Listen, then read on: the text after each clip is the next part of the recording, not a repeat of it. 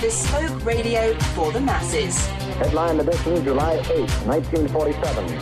The Army Air Forces has announced that a flying disc has been found and is now in the possession of the Army. If the game is rigged, change the game. Game changer. I occasionally think how quickly our differences worldwide would vanish if we were facing an alien threat from outside this world. This is Fade to Black with your host, Jimmy Church, on the Game Changer Radio Network and KGRA, the Global Radio Alliance. I need your help to get to the year 1985. You're listening to Fade to Black with Jimmy Church on the Game Changer Network.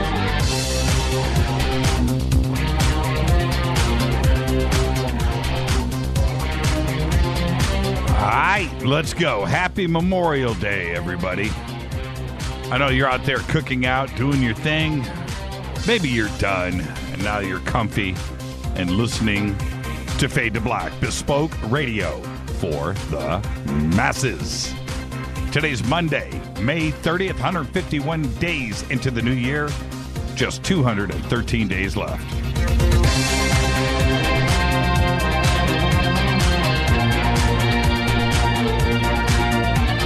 As always, we are live from a bunker somewhere in downtown Burbank, California. I'd like to welcome everybody listening all around the world, all across the United States, hither and thither, to and fro, back and forth, up and down, east and west, north and south, far and near. This is Fade to Black for KJCR, the Game Changer Network, and KGRA, the Planet. I'm your oh so humble host, Jimmy Church. What's cracking, everybody? Wow, we got a full week lined up in front of us. You know, and it's kind of funny, but I say this every Monday when I get back into the chair. Wow, it feels good to be here. Well, it's like I never left. But what a week we have coming up. Tonight, David Hatcher Childress. Yeah. And in a few short minutes, Ronnie McMullen from Life Change Tea is going to be here. Tomorrow night, for the first time, Karen Ann McDonald is going to be here. It's going to be a great conversation.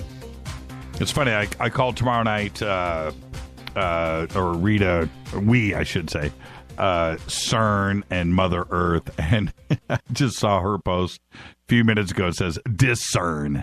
Love it. Tomorrow night, Karen Ann McDonald. Then Wednesday night will be Fader night. Okay, so we're going to do open lines on Wednesday night with John Rappaport. He's going to be here. Thursday night is going to be a best of replay because we will be on the road on our way out to Contact in the Desert. And then, of course, Friday, we're going to be broadcasting live from Contact in the Desert. So we've got a full slammed week up in front of us. Come and hang out, join us. It's going to be just one of those weeks. I can already feel it coming. It's going to be amazing.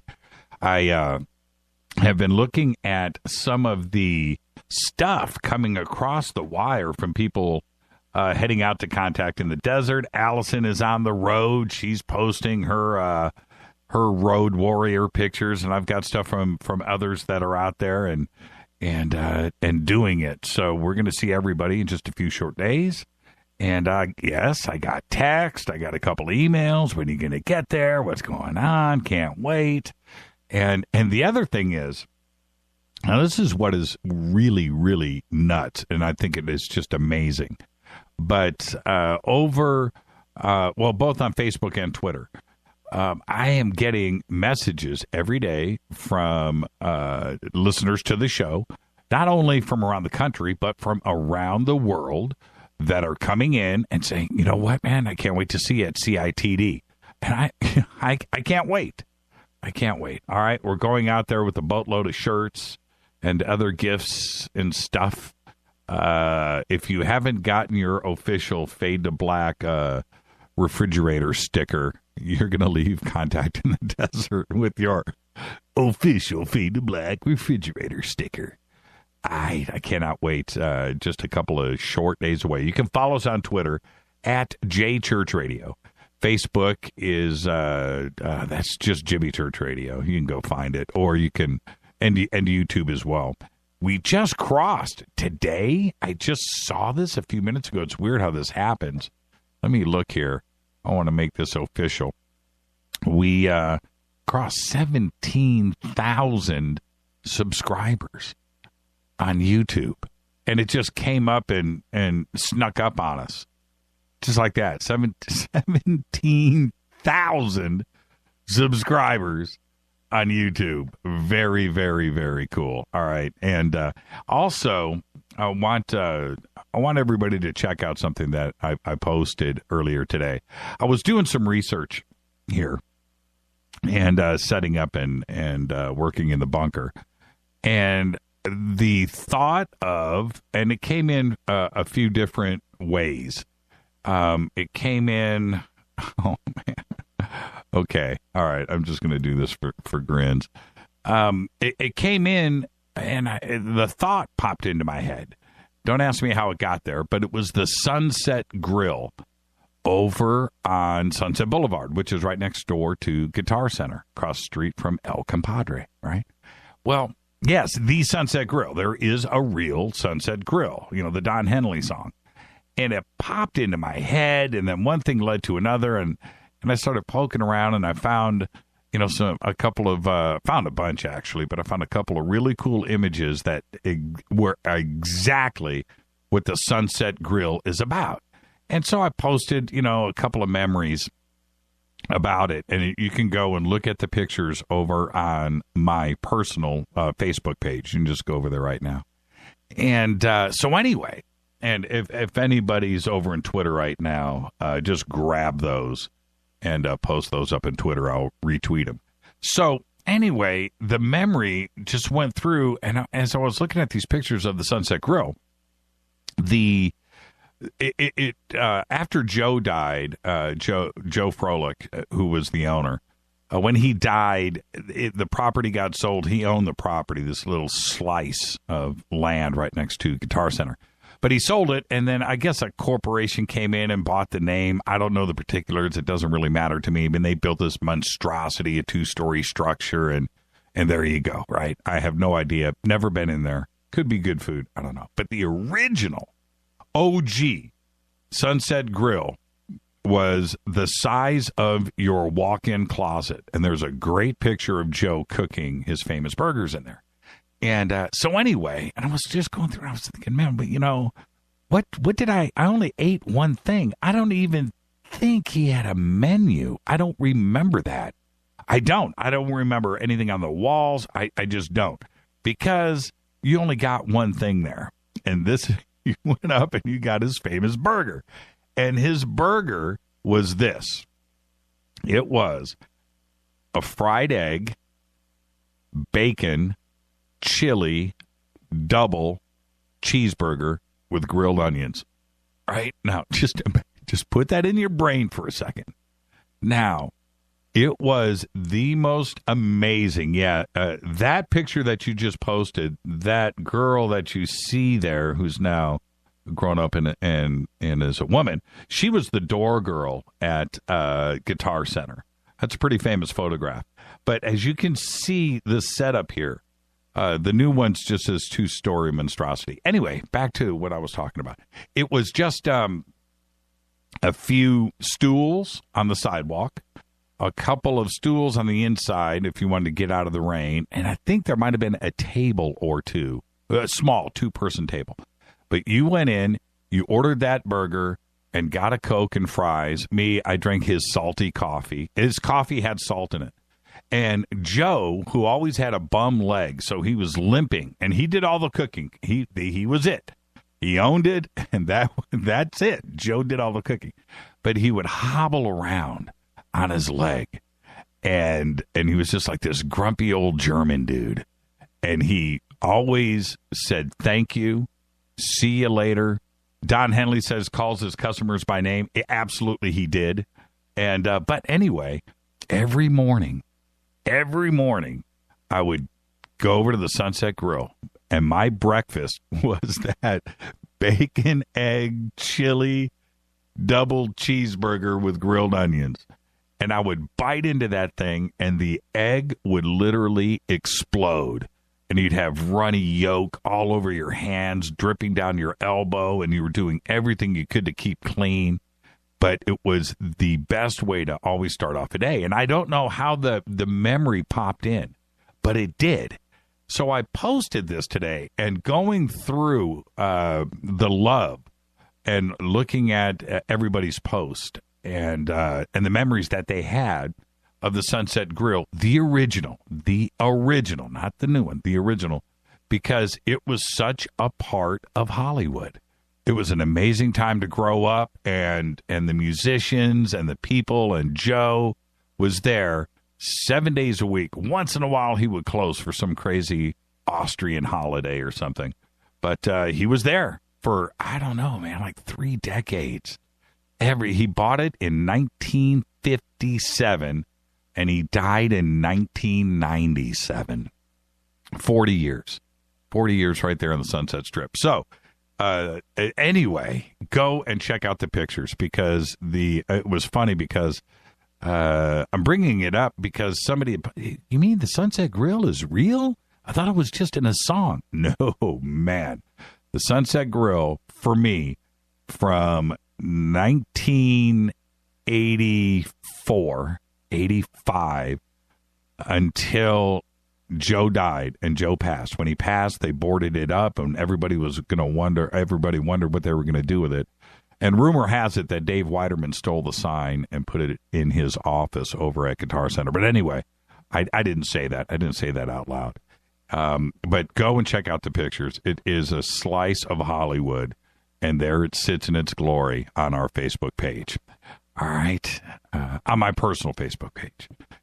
So with that, let's bring in the one and only Ronnie McMullen.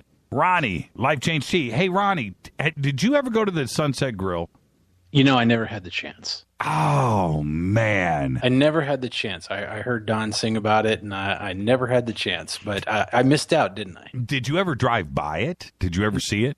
I never even saw it. No, it was. No, I was more of a beach boy in the Ventura area, so I never. I did Hollywood once in a while, but I was more beach guy. Well, when I first went to Hollywood and started meeting everybody there at Guitar Center, at the time, Guitar Center was across the street from where it is now, and I remember crossing the street, jaywalking with a couple of people from Guitar Center, going to Sunset Grill. And going, man, this is the dirtiest, nappiest. This is going to be good, and it was just one of those things. And I don't know what else he cooked there, that just put that, what you should do, you should have a special Life Change Tea Sunset Grill body cleanse. Well, with the ingredients that he put on his burger, you would need a double whammy. I'm telling you, now listen, this is no joke.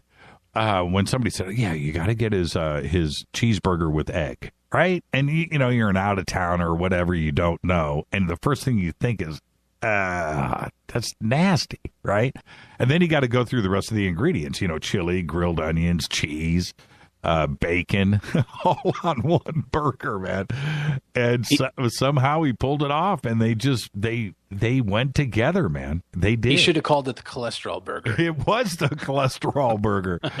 And, he was just a skinny guy, little old guy, really cool dude. And absolutely grumpy. If you tried to order anything special, man, he would just, oh, man, it was just brutal. But he was just the coolest dude. And anyway, so what I was going to say was, so I go and I eat at the Sunset Grill. And it was sometime later when the Don Henley song came out. Yeah. And it just, I was like, yeah, I know exactly, what he was, singing about. And then I went back to the Sunset Grill that summer. And it was a line down the street. It was packed. When I was there was like two people there. And then the fanfare kind of wore off over the years, but and the crowds died down. But Joe was still there, every single day, man, to the bitter bleeping end. I don't think Don hurt the Sunset Grill in any way, shape, or form with this song. No. And, I think maybe they were buddies. You never know. Well, I asked him about that, and a lot of people did. They would come up and I would hear he would be forced into talking about Don Henley all day long. And I remember him saying, I didn't even know who he was, or when the song came out, I had no idea the song came out until people started showing up here. So he just didn't know. Don Henley was just a guy that was just, sitting there eating in love his with food. the burger. Yeah. And it's a pretty famous story. I've heard it many, many times, but as all of us have that used to hang out at the Sunset Grill. But there you go. Where did you hang out in Hollywood at all? No, I never did. I went to Hollywood, but I never hung out there. So I missed out on some of that good stuff. Wait, so what about Pink's? Did you go to Pink's, the hot dog stand? No. I think I've missed part of life. What about Okie Dog? Did you go to Okie Dog? No. What about Ben Frank's on Sunset? No. You haven't been to Hollywood. Stop. You've never been to Hollywood. No, no. I didn't have a tour guide. Where were you, Jimmy? Well, you see, that's totally true. Seriously, that's really, when you go to a city, especially Hollywood. I mean, there's how many places is there to eat and go to and that are cool, right? Right. So there's a bunch. But there's some that just stand out above all. Right. So you need a tour guide if you don't know. Yeah, no, you're absolutely right. There are, if you come to L.A., and I can light up Twitter right now for people that know. If you come to L.A. and you go to there's a couple of places that you've got to go to. If you like Thai food, there's tons of expensive Thai all over town, right? Avoid all of those places like the plague. You go to Toy Top, T-O-I, Top, on Sunset Boulevard. It's about a half a block, actually, from Sunset Grill. Wow. And right at the street.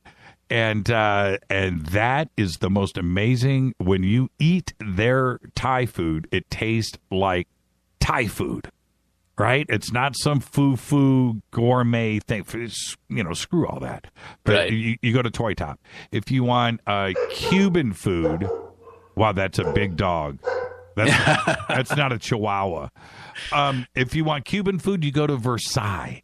And there's a few Versailles around, but you go to Versailles in Venice Beach, California. The most insane lemon garlic chicken that you've ever had in your life. You get the number 6 on the menu. You go there if you can get a seat. It's a big place, but it's packed every night. Yeah. And you go in and just look at the waiters are coming out with those big round trays with all the food on it. And look, and you will see every plate on the tray has the same dish on it. That's the number 6, right? Which is all it is. It's a half a chicken, right? A whole half a chicken, black beans and rice, and some fried plantains, and that's it. And that's the dish. It's a beautiful thing. Yeah, and it's like $7, and you have to wait 3 hours to seat. But those are the places that you go to. You don't go to Boa. You don't go to Nobu. You don't go to those places. So where's the best burger right now?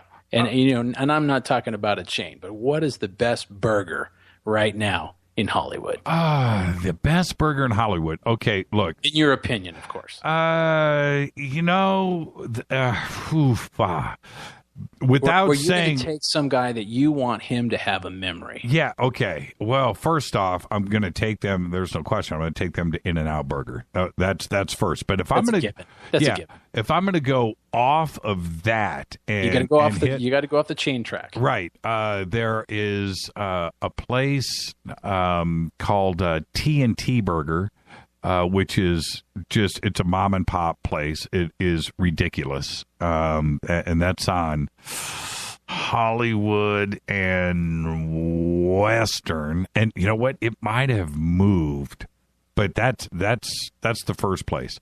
T&T. Okay. T&T Burger. And there's another place in North Hollywood on the corner of Cahuenga and Burbank called, stay with me, Chuck's Number 4.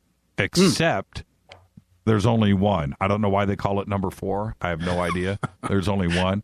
But that Built place, it on the fourth day? Yeah. That place is pretty good. And then in Sherman Oaks on Woodman, somebody should help me on this. Woodman and Moore Park, I believe that's where it is on the corner. Bronco Burger.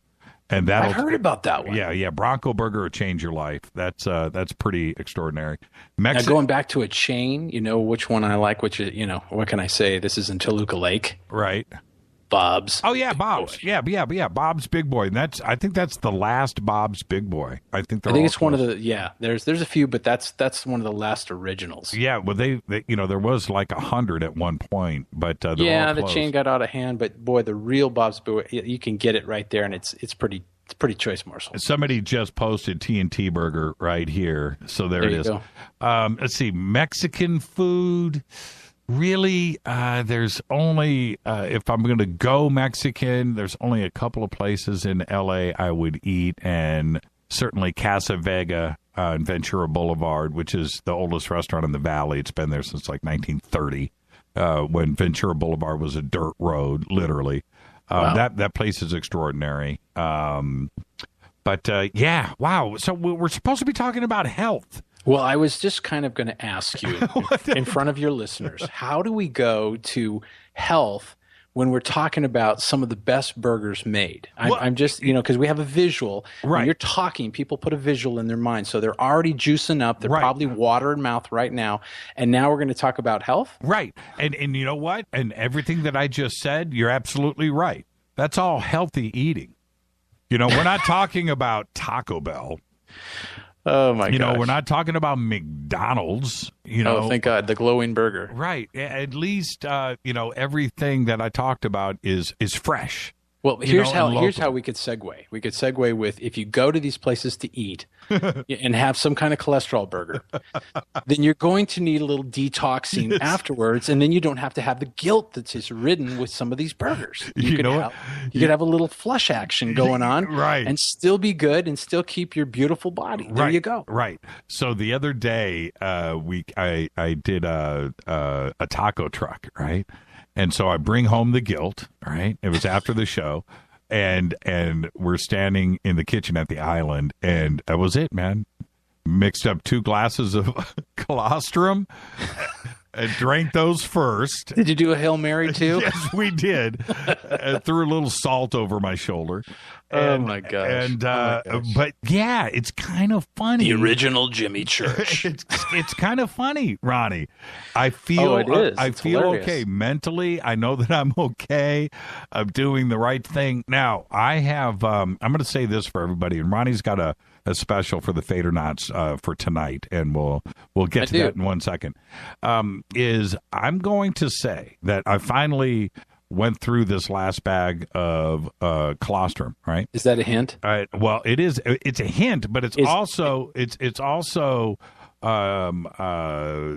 and I had talked last week, and you said, "How are you going on your supply?" And I said, "I sounded like a drug dealer. I got a quarter." I need some more stash. Yeah, I got a quarter bag left, right? Which is exactly what I said, Ronnie. Back me up on that. Yep, you did. And people are probably going, yeah, right. They're not talking about this colostrum. We know. Right. Well, it doesn't look like it. Yeah. Anyway, it looks like it could be something illegal. So, but now I'm done with that. And I have stayed on it with Rita for the last month solid. And I've got to say, I go to bed a little bit earlier. I wake up fresh. I just feel different, and I can attribute it to all of that and the moringa. Well, and the tea, of course, too, as well. Oh yeah, it's a beautiful marriage with all of them. But people need to know that, and this is something I'm being trained in, that our gut flora is like the bottom of a seabed, and so when we take care of our gut, then disease doesn't happen. So when our gut is jacked up, and we're talking about these beautiful burgers, and they are. But when we eat stuff like this on a continuing basis without any kind of flush, without any kind of detox at all, any type of getting rid of some of this stuff, because some of this food, you don't know if it's GMO, you don't know if it's organic, most of the time it's not. That's why it tastes good. So we need to get rid of this stuff, and then you don't have to feel the guilt. You can do better. I'm not saying you should do both. You really should get, more healthy.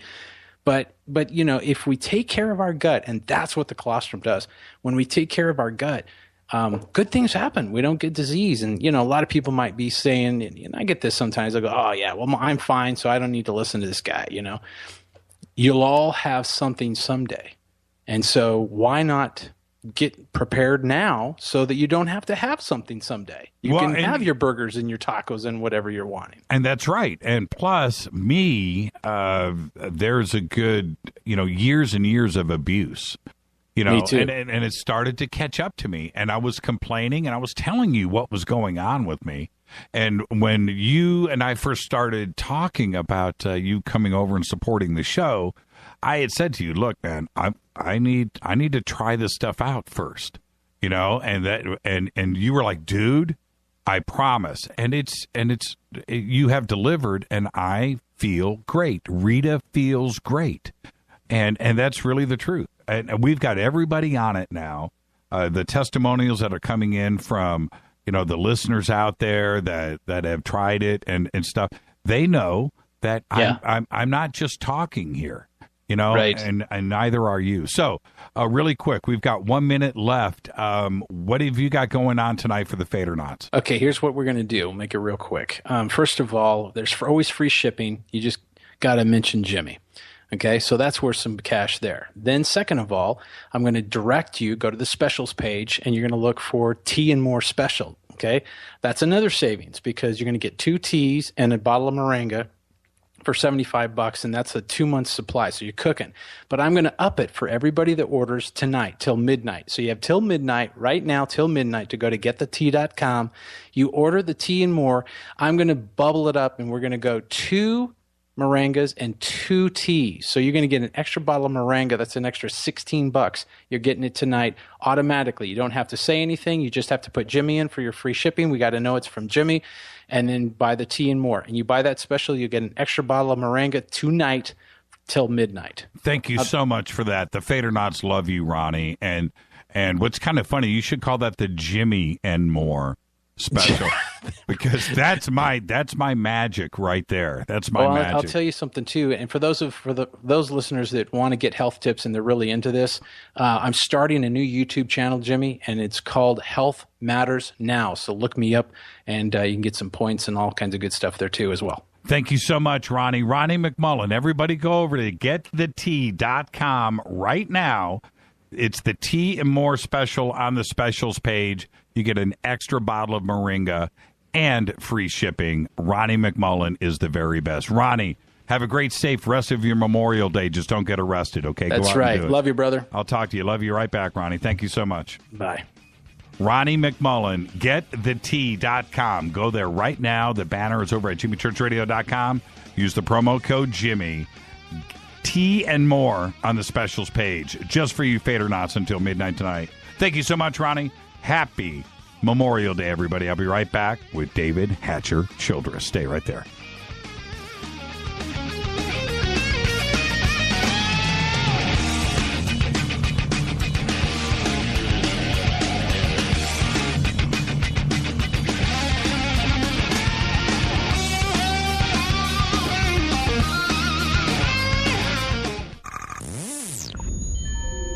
You're listening to Jimmy Church, Fade to Black. Fade to Black will now pause for alien identification. The station that talks the net. KGRA Radio. What's up, revolutionaries? It's me, Jimmy Church. Do you have an IRS or state tax issue? Well, I did, and I called national tax experts. My problems were fixed, done, fini, and man, I gotta tell you, it was a relief. National Tax Experts are a recognized tax office that services clients in all 50 states. Doesn't matter where you live. Give them a call. I'm telling you, they take the time to understand each and every client's individual financial status as well as their financial goals.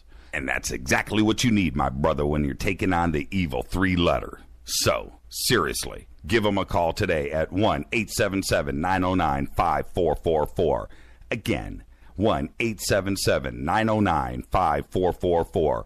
Or go check out their website, www.nattaxexperts.com. That's NATTAXEXPERTS.com. Tell them Jimmy sent you. Health in America is becoming a top priority. Or maybe I should say, good health in the world is becoming a top priority. Maintaining a healthy body can be challenging. How about letting Life Change Tea help you? Our tea you make, you drink, and you benefit. Our unique blend of 8 different herbs helps you maintain good digestion, a healthy colon, and detoxes harmful toxins and parasites out of your body. And you know what? It tastes great. If you're wanting a change, a life change when it comes to health, log on to getthetea.com. That's getthetea.com. Or you can call us at 928-308-0408. That's 928-308-0408. When you log on to our mobile-friendly website, you can read all the numerous testimonies of how Life Change Tea has helped so many people. We carry many, many beneficial products that help your health and keep you on track. Getthetea.com. Kind of gets in your head, doesn't it? Getthetea.com.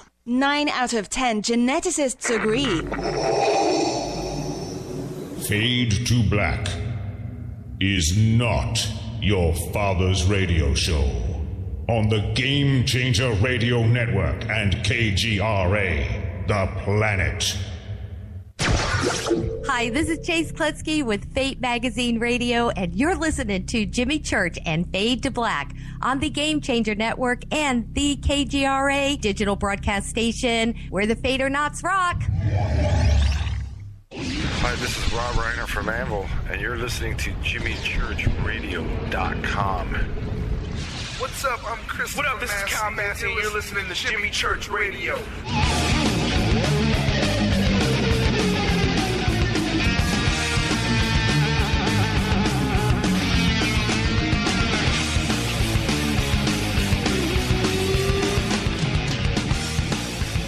All right, everybody, welcome back. Fade to Black. I am your oh-so-humble host, Jimmy Church. What's cracking, everybody? It's Monday. Got a great week lined up in front of us that is going to end on Friday night out in Joshua Tree, Contact in the Desert. Tonight we have David Hatcher Childress back with us. Tomorrow night, Karen Ann McDonald is here. Wednesday night, open lines and with John Rappaport. Thursday night, we're going to do a best of replay. And then Friday, we're going to be broadcasting live from Contact in the Desert. Tonight, David Hatcher Childress joins us. He's back with us once again. He is a captivating speaker, and he is the author or co-author of over 20 books. He has traveled the world several times over, seeking adventure and answers to the mysteries of mankind's past. And if you remember, when he was on the show with his last, he told us his story about going through Uganda when he was 18. And, you know, I would almost tonight want to hear that tale again. But we're going to go into some other directions tonight. He has spent more than 30 years investigating and has appeared on Fox's TV's Sightings and Encounters, 2 NBC TV specials, The Conspiracy Zone, the Discovery Channel, A&E, Sci-Fi Channel, History Channel, Travel Channel, and as well as being the co-star of Ancient Aliens. Today, he continues to explore, he writes, and he excites people about discovery through his magazine, World Explorer, and his publishing company, Adventures Unlimited Press. I would like to welcome back to Fade to Black, David Hatcher Childress. David, good evening, sir. Hey, Jimmy. Good to be back on your show. It's always good to hear your voice, my friend. And so, you know, let's kind of start here, man. In just a few short days, you're road tripping. You're heading towards Joshua Tree, and this is your first appearance at Contact in the Desert. Are you excited? Yeah, I am. This will be fun. I've not gone these previous years, but this is the year. I am going to roar out through the desert. I like Joshua Tree. It's a great place, and the Giant Rock and whatnot. I think it's going to be fun. Have you been to Giant Rock, by the way? I have been to Giant Rock and the Integratron and stuff there, but I've not been to any conferences there, and I this is the one, I guess. And for you know, you're a megalithic guy. You're a rock guy. And Giant Rock is, I believe, isn't it the biggest freestanding rock on the planet, right? Is that right? I don't know. It's kind of weird out there in the desert. It got split in half, didn't it? Some years ago. That was sort of a weird thing. And, of course, Giant Rock was famous for those 1950s UFO conventions. I was just a little kid back then, so I didn't go to those. But, George Van Tassel and, like, George Adamski and a lot of these 50s contactees would meet out there at Giant Rock every year for this big UFO extravaganza, I guess. Yeah, when you go and you look at the old black and white photographs, you know, of the events that they had out there, and you see the numbers, 10,000 people, 15,000 people, 2 porta potties, you know, it's just like, wow. Okay. Well, don't they call this the Woodstock of the UFO convention world, I guess? Yeah, it's truly grown into that. And I think that one of the reasons why they call Contact in the Desert the Woodstock of UFO festivals is because of the vibe that goes on there. It's just such a really cool atmosphere, and everybody, you know, Joshua Tree has a way of changing your brain patterns anyway, you know what I mean?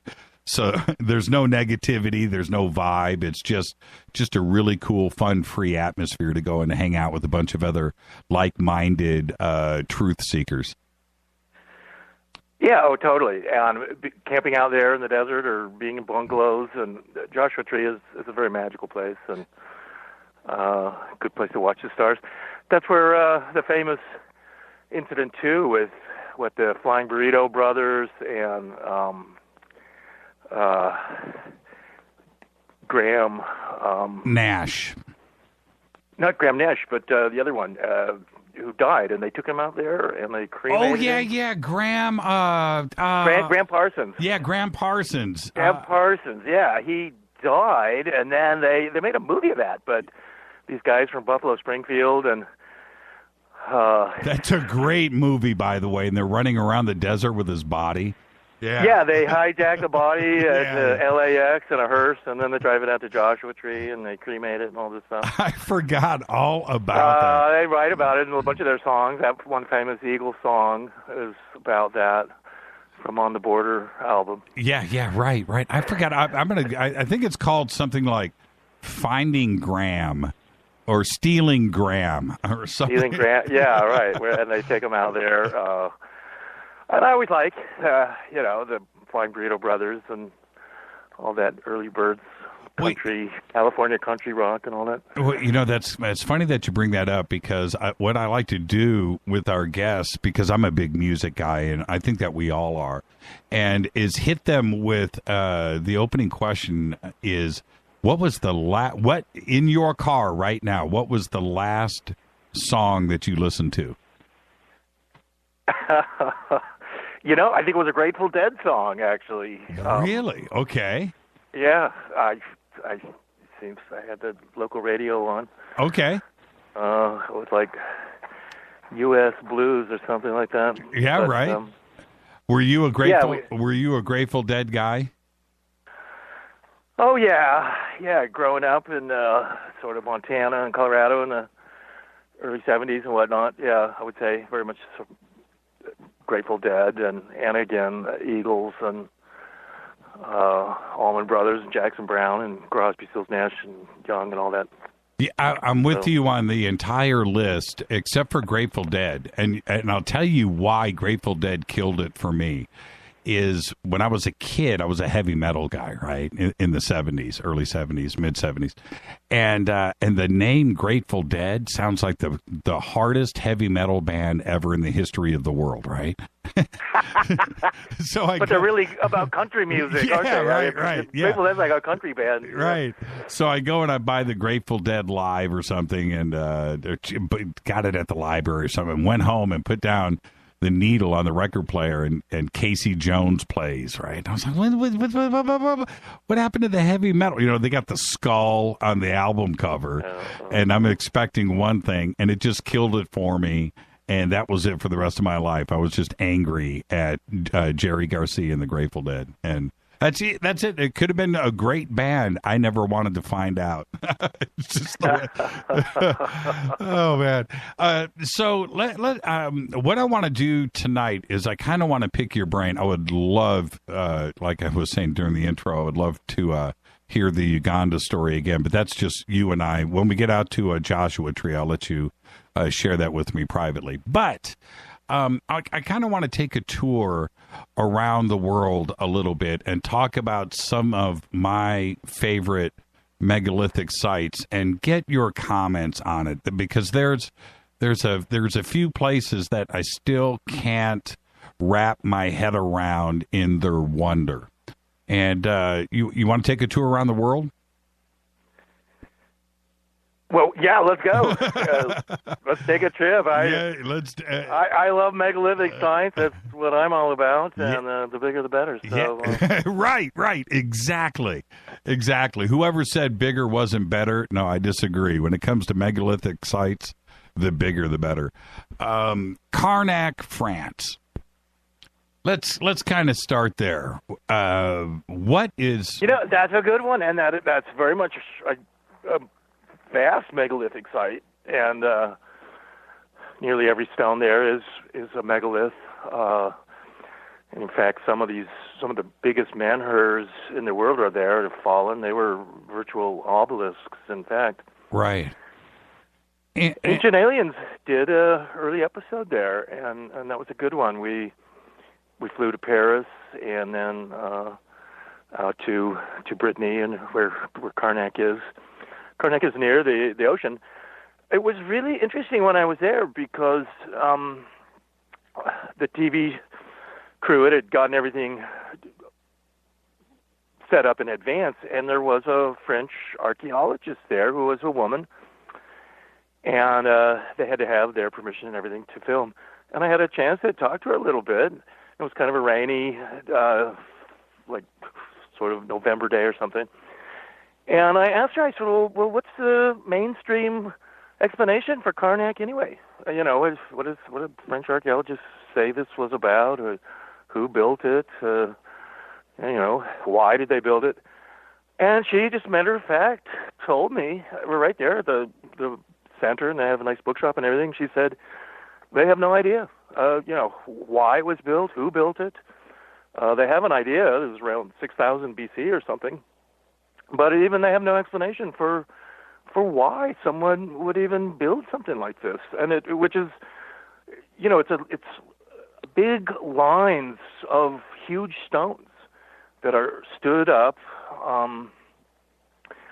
mainly not really dressed. They're sort of rectangular, but they've sort of been broken off. They have been quarried. Some are cut to be like an obelisk. So those are some of the biggest ones, and those fell over. There are some dolmens and stuff like that. But why this whole series? It's a big rows of stones, and there's like 8 or 10 of them together. And the best photos of Karnak are aerial photos. And although they have an observation post that you go up, like a lookout tower, so you can look out over this huge field of giant standing stones, and they literally go into the ocean. So, I wouldn't have much of an explanation either. They came up with something like that in Ancient Aliens. Can't you remember how they explained it? Eric von Daniken had some idea too of energies and earth energies somehow moving and underground, like rivers or something, kind of generate electricity or something. It almost looks like it's the pillars and parts of a giant structure that might have been underwater for a while and now is above water. It's baffling. It's when you go to a lot of megalithic sites, it's at least you have an idea what it's about. It's a giant pyramid or it's a huge temple. It's a bunch of obelisks, and they're mysterious themselves. Obelisks, archaeologists don't really explain them well, if at all. But Karnak is kind of unique, where here are all these massive stones, and again, like any megalithic site, you're thinking when you're there, it's like, wow, this is just so much effort to do all this, and you're thinking these guys are cavemen, but they're, for whatever reason, Flintstone and his buddies are dragging these giant blocks of stone around and then standing them up and putting them in these rows for no real clear reason. And so you're just kind of baffled, like why they would do this. And that's something else that I try to point out too with megalith building, is that what usually seems so difficult to us was probably somehow very easy for the builders. Otherwise, they wouldn't have done it. Over 10,000 standing stones, right? We're not talking about Stonehenge, which is mind-blowing enough, right? We're talking about Stonehenge is like, tiddlywinks and fiddly shit compared to, it's Karnak or something. Because it's a few stones. I mean, it's still impressive in its own way. Right. At least, Stonehenge is different because it is kind of a structure with, it's got trilithons in the sense that there are stones going across other stones and creating big archways and things like that. You don't really have that at Karnak. It would seem that something like Stonehenge, I mean, they keep arguing every year. Somebody comes up with some new theory about Stonehenge. It's a burial site, or it was a medicine site or whatever. But back in the 60s, it pretty much showed that it was really a computer for watching solstices and equinoxes and eclipses of the moon. And the way it had been set up with other stones was to watch the rising of the moon and setting it, and with certain stars. And then also there's a 13-year eclipse cycle, and that shows up in Stonehenge. But something like that might be going on at Karnak in Brittany and France, although they're not finding some precise, say, alignments of these stones to constellations or something like that. And even if there were, what would be the point? And also, when you have more than 10,000 of these standing stones, and you're looking at right now a projected build time of 4,500 BC, what was the population in Brittany at 4,500 BC? Because all I see is a lot of people putting in a lot of effort to put these in, unless it was stupidly easy. Well, and I think it had to be that they were able to quarry stones with some kind of probably power tools, quarrying tools, diamond cutting saws or whatever, but then able to move them easily, stand them up. It's probably some kind of, again, levitation or anti-gravity or something like that. I mean, otherwise they would have, the way a modern construction company would do it, they'd have to build like a crane or something to move each one of these things and put it in place. I think, again, the part of the problem is like what they were trying to do and what the purpose of it all was. When you see things like, Tiwanaku in Bolivia and Pumapunku are similar in the sense that here the blocks are fitted together into perfectly fitting walls, and you have these H blocks interlocking and whatnot. You had some pyramids and other structures there. But once again, archaeologists aren't sure why they were doing all this. And in fact, it kind of shows their low expectations, usually, with most of these ancient sites, including megalithic ones, is that, they're just some kind of shamanistic ceremony place, and the priests, wanted some giant pyramid that they could do their sun ceremonies on or whatever is like that, drugs in many cases, like hallucinogenic cactus and stuff. And they say that about Chavin, another megalithic site in Peru. Yet, here's the thing. You've got, at these sites, you've got molten metals. They're pouring these metal clamps. Even places like Tiwanaku and Pumapunku, the walls apparently were covered in sheets of gold and sheets of silver and copper. They had all kinds of metallic alloys and stuff. And also around there are these strange towers that exist at various places around Lake Titicaca, and they're a mystery, and they're also megalithic. But it would seem that sites like that, at least, say Tiwanaku and Pumapunku, as far as I'm concerned, were giant, not just religious ceremonial sites, and Chavin as well, but metallurgical sites. This is where they were. I mean, whoever's doing this had high technology. Right. They were cutting stones with what we would, think would be some kind of big diamond saws and stuff like that, diamond drills, power tools even, they would have had to have used. And even if they didn't have that, I mean, which, mainstream archaeologists say they didn't, but no matter what, they were pouring metals. They had all kinds of alloys. They were pouring these metal clamps and things like that. And I show those in my books and my presentations, like I'm going to do in Contact in the Desert later this week. But yeah, so you have, instead of just some ceremonial place, you have a high-tech metallurgical center that with forges, and you're gonna have high-temperature kilns and stuff like that. Right. You're melting ores and all that kind of stuff, like Bethlehem steel or something like that. Right. I mean, that's what has got to be going on there. It has to be. And what about? I want to go back to Karnak real quick before we hit the break.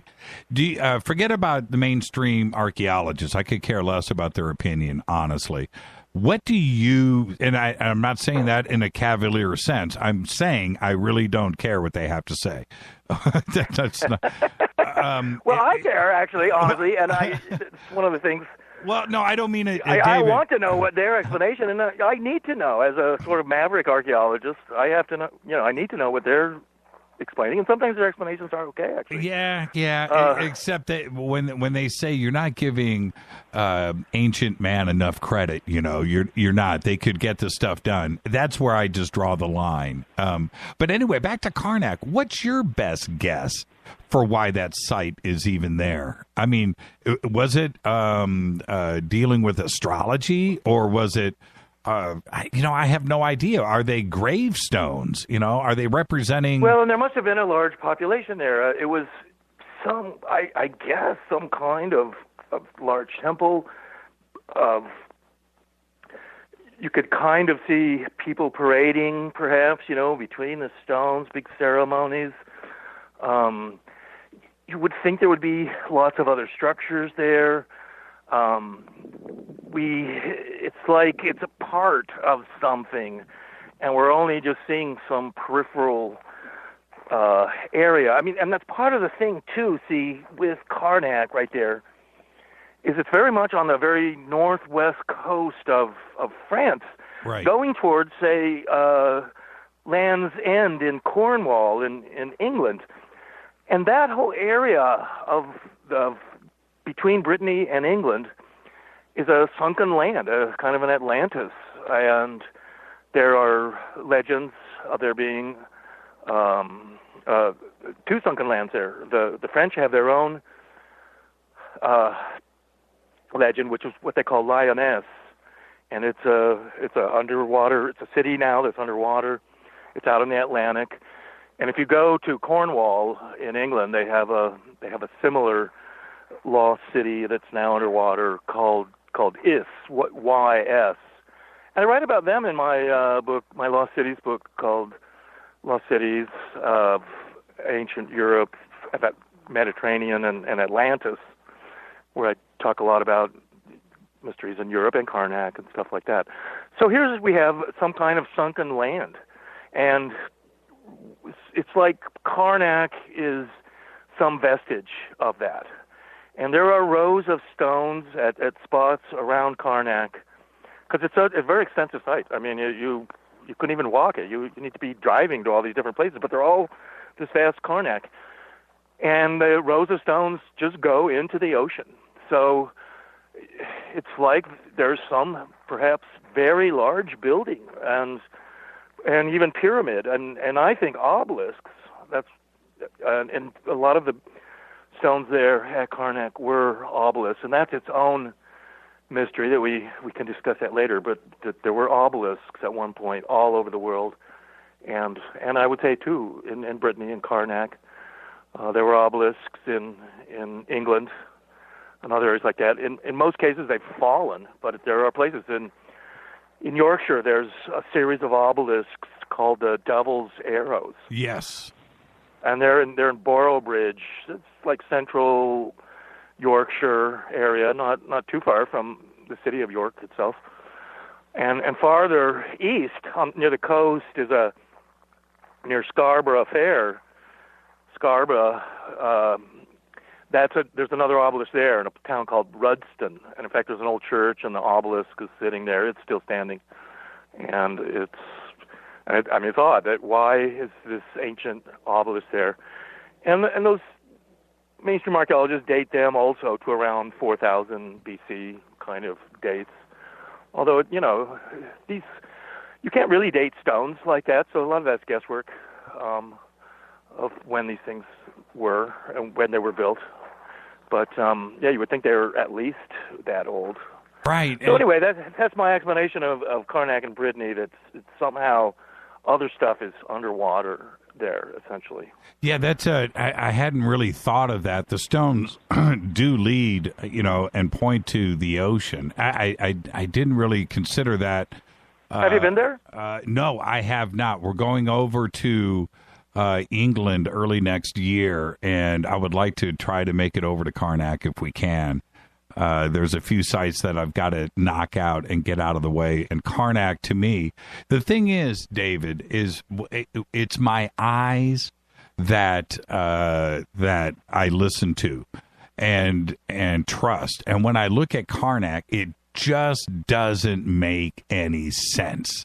It's so big, it's so large, it covers so much land, 10,000 stones, not 20, but 10,000, and they're set up in a way that there was intention there.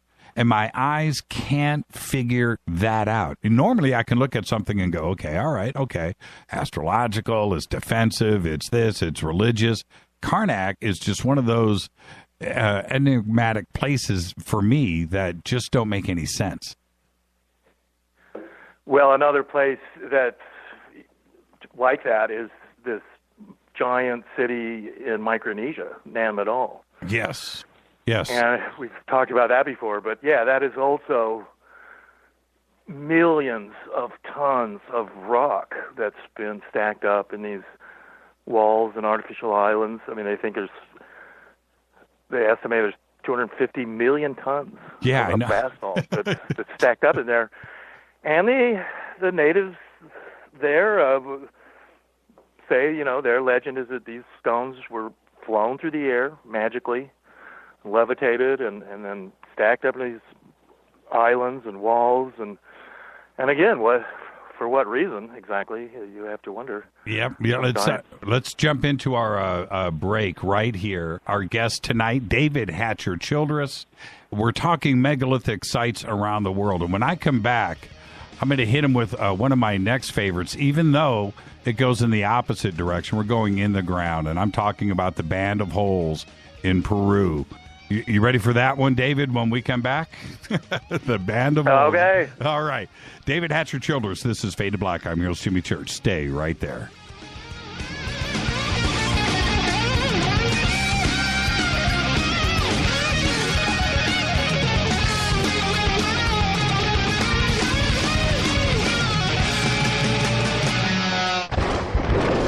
This is Fade to Black with Jimmy Church on the Game Changer Radio Network and KGRA, the Global Radio Alliance.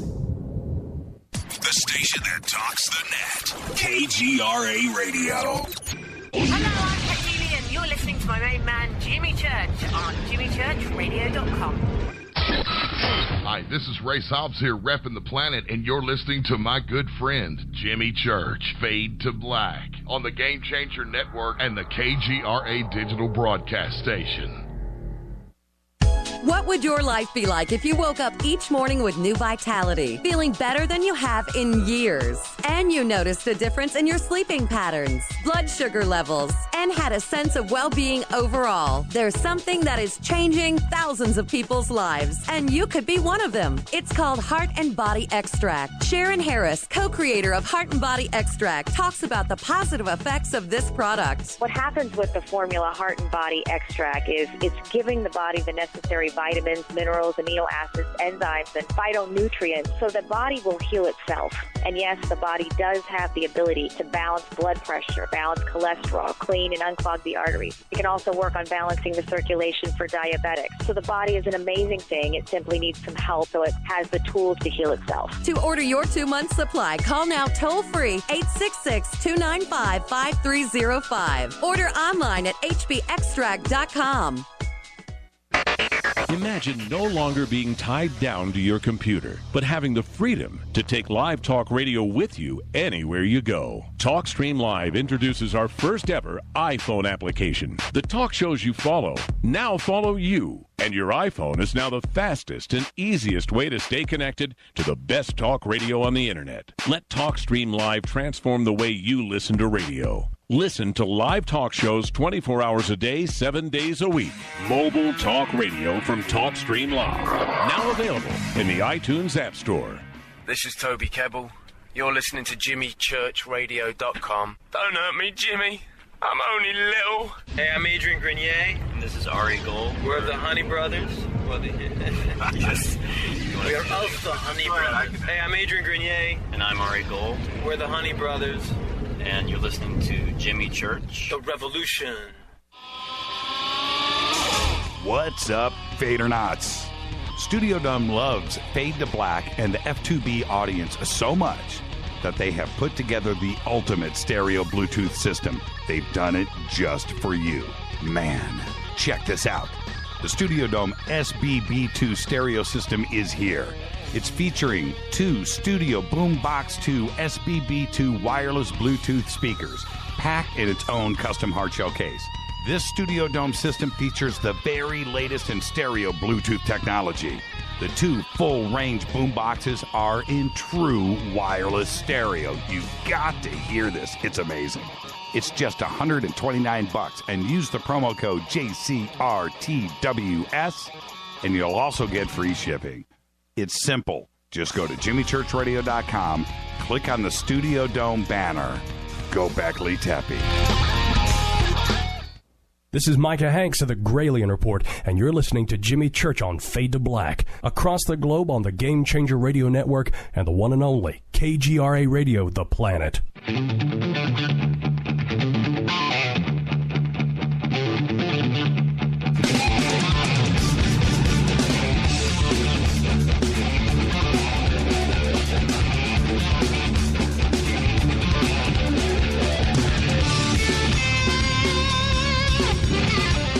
All right.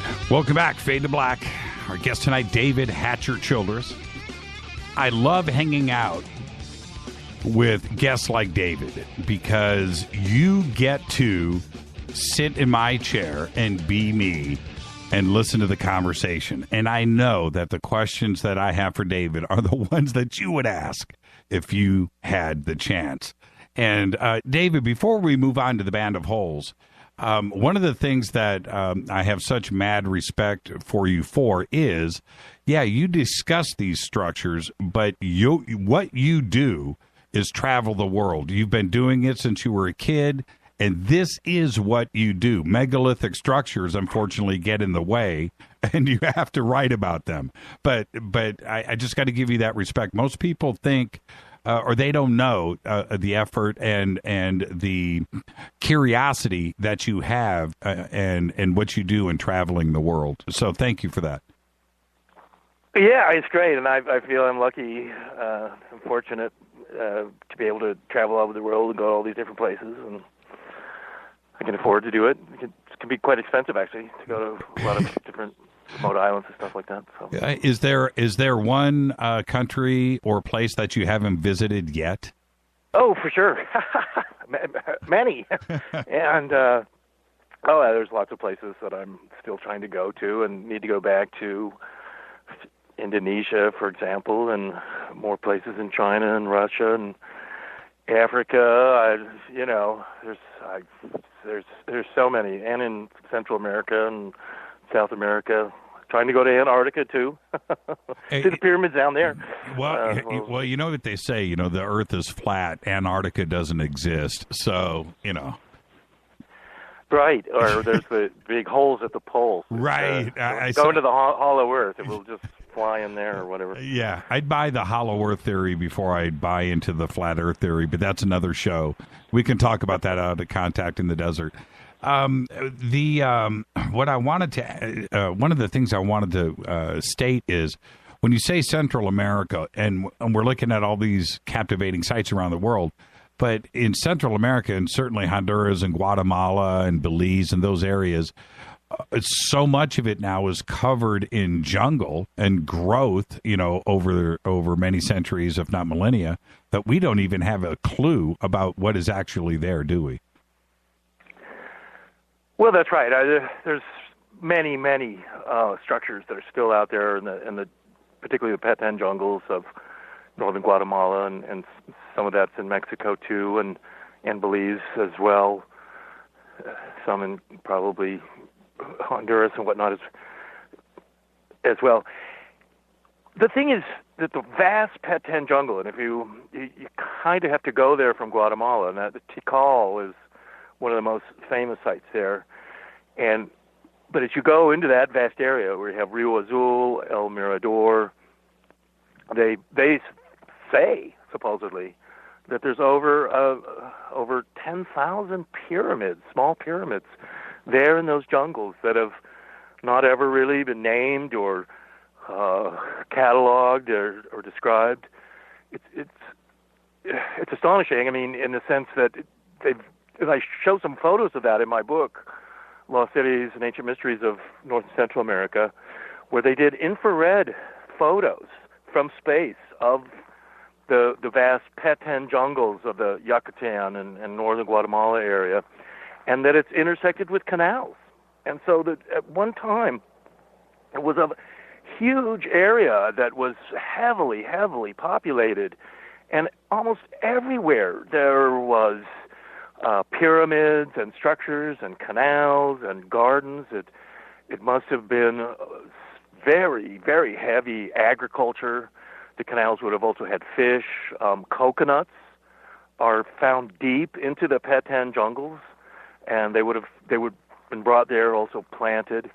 So it's really from space, and what you'd almost call Google archaeology now, where you can use Google to go through and look at these inch by inch, areas, jungle areas of Quintana Roo and the northern Guatemala and stuff like that. There was a story a couple of weeks ago about a kid in Canada who, using some Google aerial photos, claimed he had found a new Mayan city in Quintana Roo, somewhere near like Tulum or something, Cozumel in that area, Cancun. That's a very dry area, and even though there's a lot of jungle, that's kind of more sort of desert and jungle in that area. But he claimed that he had found some lost city simply, in his mom's basement, playing on his computer. So that's kind of where we're at now. In the past, what people had to do, and that's how the Nazca lines were discovered in a lot of archaeology, is you had to literally hire an airplane and go fly out over these areas, desert areas, look down, look for archaeological sites from the air. Now we have Google and other people who put satellites into space and have all these photos. Years ago, when we were doing expeditions into the eastern jungles of Peru, we would go to the South American Explorers Club in Lima, and they had a whole set of Landsat 2 satellite photos.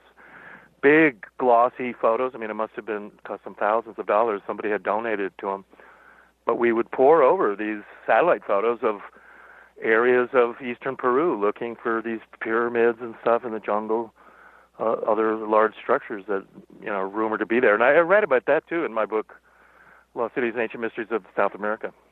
One thing that most people don't understand, you do, but the jungles of Central and South America are so thick and so gnarly, you don't just walk through them. I lived, as you know, in Panama for 3 years. And unless, I mean, if you went into the jungle, you were on a path, okay? That's how you went through the jungle. You didn't go through the jungle like you walk through the forest in Cincinnati. You know, that's what machetes are for. Right. Yeah, to hack your way through the green hell out there. It's hard to live off jungles too. You need to bring a lot of your own food and stuff like that. You can do a little bit of hunting and stuff, but there's not much food out there. And Amazon is kind of like that. The Indians who live in these jungle areas they can live off these jungles, and are very good at it. For expeditions going in there, it's very, very difficult. South America and the whole Amazon is vast, huge, huge areas. I mean, Brazil itself is a giant country. Much of it's jungle. And when you get into the higher mountain areas, which are more the Amazon jungle areas that border around Brazil, the border areas of really Bolivia and Peru and Ecuador and Colombia and stuff, they're very steep mountain jungle. And the countries, that are there now, it's very difficult for them to build roads through a lot of those areas. They have to have a few roads but they get washed out almost every year in big floods and stuff like that. It's a mess driving around in those areas.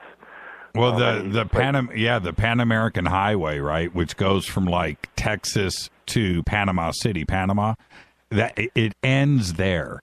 They could. Yeah, a lot of people don't realize that you cannot drive. All the way through Panama, southern Panama to Colombia. Yeah, it's a swamp. There's no road there. They can't. They gave up, man.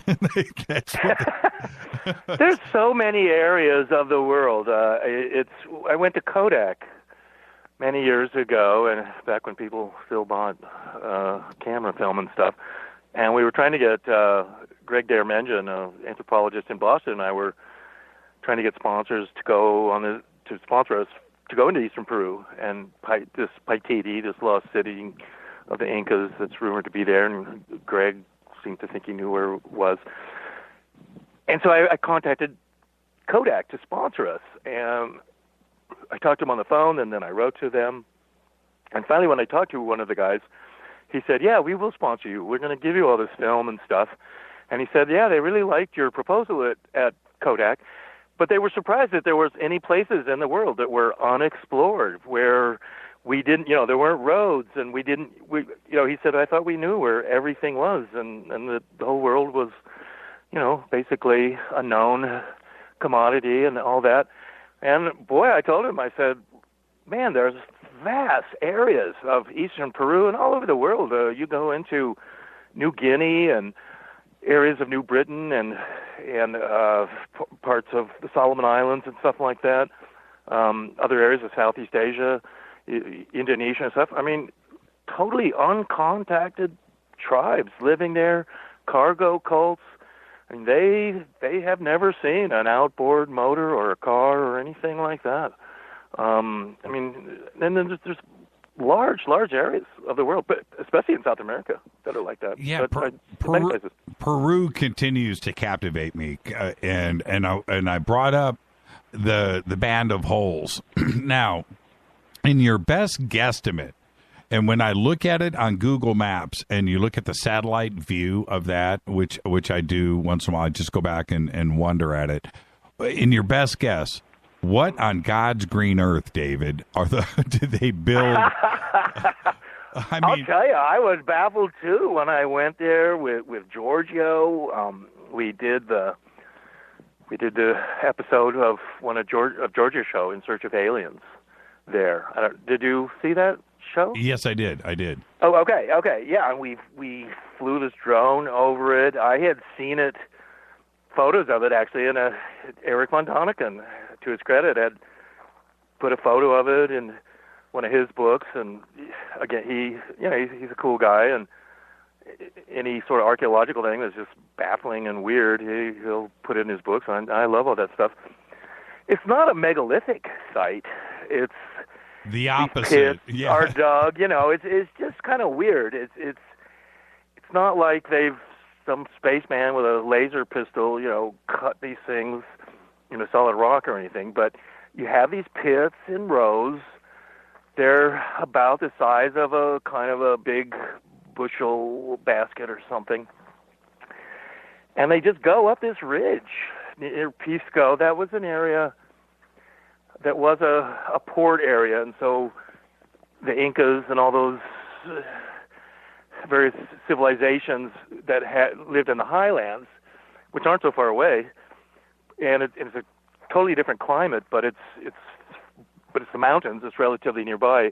That area was very much a desert where those holes are, and the coastal Peru is a desert like that anyway. I'll tell you, I saw something recently about it. This was after, a year after doing the show or something, and it might have been somebody who had seen the episode because, it was featured, and it is baffling. I mean, what is it? What even, again, what do the mainstream archaeologists have to say? And they didn't really have an explanation either.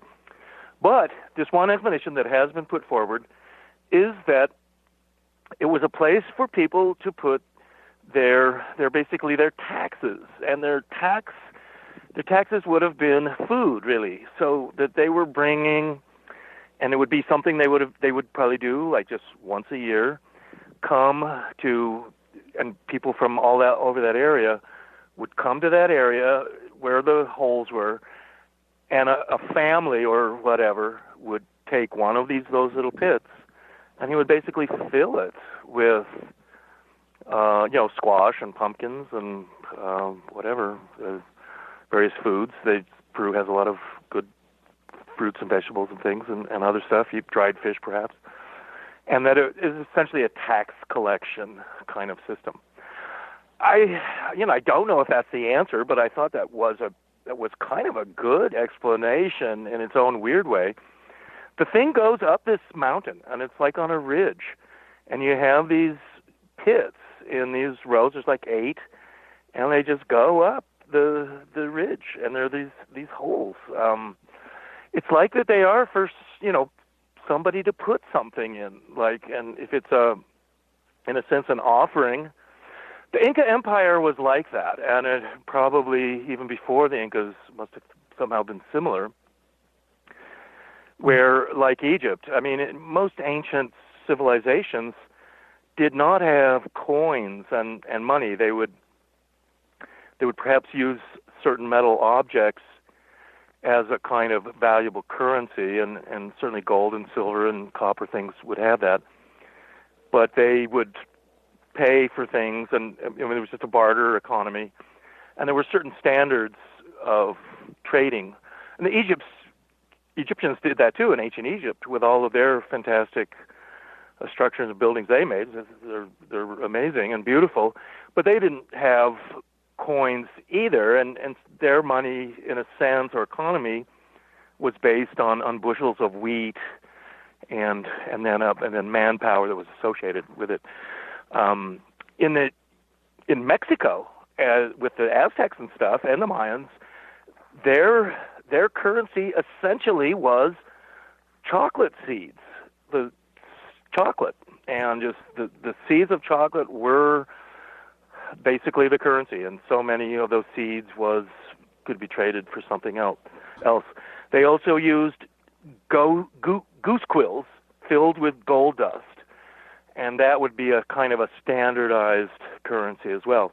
So here you have a place like the Incas in South America, where you have, in many ways, a great deal of abundance, good ceramics and pottery, very, very good textiles, superior stone cutting and workmanship, as you see at Tiwanaku and Pumapunku and in Cusco and Machu Picchu and Ollantaytambo and all those places. So you see that, and then there's all the metals. Coming out of South America, people had so much gold and silver and copper and all kinds of different bronze and copper and gold alloys. It was incredible. They could wallpaper their special buildings with gold. They had so much of it. I mean, it was amazing. So anyway, those holes, perhaps a tax collection system. What's the local myth there for the purpose of the holes, and why? I don't think there is one. We weren't getting any local myth about it. The people don't have some explanation in that area, and I don't know. I can't remember if they put it in the TV show or not. But there was a couple of pits that were kind of burial tombs, and there were some bones and and there were some like broken pottery and stuff. So it's certainly a few of the places were sort of burial tombs, but that didn't explain all of those smaller holes that were all lined up. We were brought there by the local museum guy, and he didn't have any, legend or anything about it. They didn't know. Yeah, and how do you, and I know you've thought about this a lot, but how do you explain humanity's amnesia, where we absolutely can forget the next day what happened the day before? Like the Band of Holes, or like Karnak, or Stonehenge, or Giza, and the pyramids, or Göbekli Tepe. Pick a megalithic site, right? Baalbek. Pick a and we know nothing. And why? Well, why in many cases there are legends and things like that, but though in others not, or something just very vague, like, oh yeah, the giants, built this at the beginning of the world, or something like that. And that's kind of a standard explanation for very, very large stones that you wouldn't be lifting and moving those stones yourself. So only giants, In fact, that's what they call cyclopean architecture. What in megalithic structures, the very largest and usually where the blocks are really fitted together. There are a few places in Greece where you see that, and that would certainly be the same, at, say, Sacsayhuaman in Cusco, would be cyclopean. It's just the biggest of the biggest and giant stones. And those structures in the ones in Greece, were attributed to the Cyclops giants, the one-eyed, huge giants. And that's why they're called cyclopean, because they were these legendary big giants, and they were big enough and strong enough to lift these giant stones and move them around. Places like Baalbek, you don't really have any legends associated with that. But places like Solomon's Temple, you have legends and things like that. At Namadol in Micronesia, the people do have legends there of the stones being flown through the air and stuff like that. But the amnesia part of it, which I find fascinating, like I'll give you a classic example. When you look at Giza, right, Cleopatra over everything, starts to transition at year zero, or thereabouts. And it seemed like overnight, nobody read hieroglyphics. Nobody knew about the gods. Nobody knew what the pyramids were for. Suddenly, it was just stuff in the desert. And overnight, the traditions and the language and everything was forgotten, and we had to go back and figure it out ourselves because there was nobody there that knew how to read or know what these temples were there for. Well, right, and mankind and amnesia, that was a term, a phrase coined by Immanuel Velikovsky, actually, and his Worlds in Collision. That was one of his books, Mankind and Amnesia. Yeah, people have, we've forgotten about the past, and sometimes there are these vague cataclysms in the past, and worlds before our own. The Aztecs and the Hopis and Mayans had a story like that of the 4 worlds that are destroyed. But then there's also this purposeful destruction of history, of knowledge, of libraries, of just trying to make history stop and start again, a destroying of the old order, like you're saying, where the books are destroyed, people cannot read them anymore. The language and the script completely changes. Emperor Qi Huangdi of China, who built the Great Wall and those pyramids in central China, and there's terracotta warriors. They're still looking for his tomb, right, which has a lake of mercury and stuff in it. He ordered virtually every book in China destroyed. Like 2,500 BC, the famous library of Alexandria had hundreds of thousands of books in it. They were all burned and destroyed. The Spanish in Mexico, in Yucatan, they destroyed every Mayan codex that they could find. Only 4 exist today. So you have this purposeful destruction of knowledge that's also going on, and where history starts over. In our own case, we went through this Dark Ages for 1,000 years, and the Catholic Church basically kept us from knowing about science and everything. If you questioned their dogma, they would torture and kill you. And ultimately, what turned that around and ended the Dark Ages was the invention of the printing press and printing the Bible, actually. I mean, that was it. The actual printing the Bible for the first time, and then people could read the Bible themselves and learn how to read. And by giving or other people having books, and then suddenly history and other mathematics and science books were being printed and stuff like that. That's what ultimately broke the power of the Dark Ages and the Catholic Church, the power to keep us ignorant, in a sense. And that went on for 1,000 years. Today, well, we can hardly believe it with the internet. There's just so much information where it's an information overload, really. I feel kind of sorry for kids today who with their iPhones and stuff, they're just so much information at their fingertips, almost overwhelmed.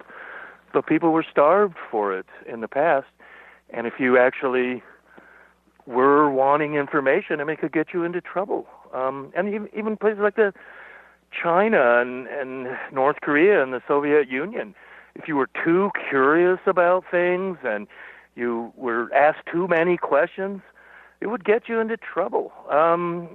Still Muslim does. Countries are like that today. Yeah, still does. You know, China. Yeah, still does. China today, no Instagram, no Google, no Snapchat, no Twitter. You know, anything that you could think of that we just take for granted. People complain about the United States all the time. You know what? Go to China. You will have absolutely nothing. And let's talk about a clampdown. We're going to take a quick break right here. David Hatcher Childress. When we come back, we're going to continue our tour around the world. We got to go to Cusco. We're going to do that. We have to get Göbekli Tepe in, and maybe we'll throw in some Karahuj in Armenia. This is Fade to Black. I'm your host, Jimmy Church. David Hatcher Childress next.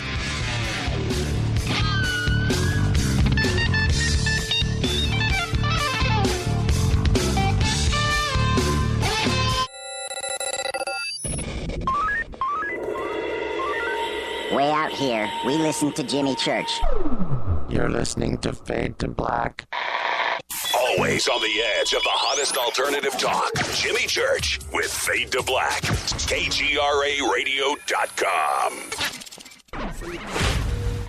¿Qué tal, mis amigos? Yo soy Mario Carson, el tiburón, y los invito para que escuchen a mi buen amigo Jimmy Church Radio. ¡Claro que sí!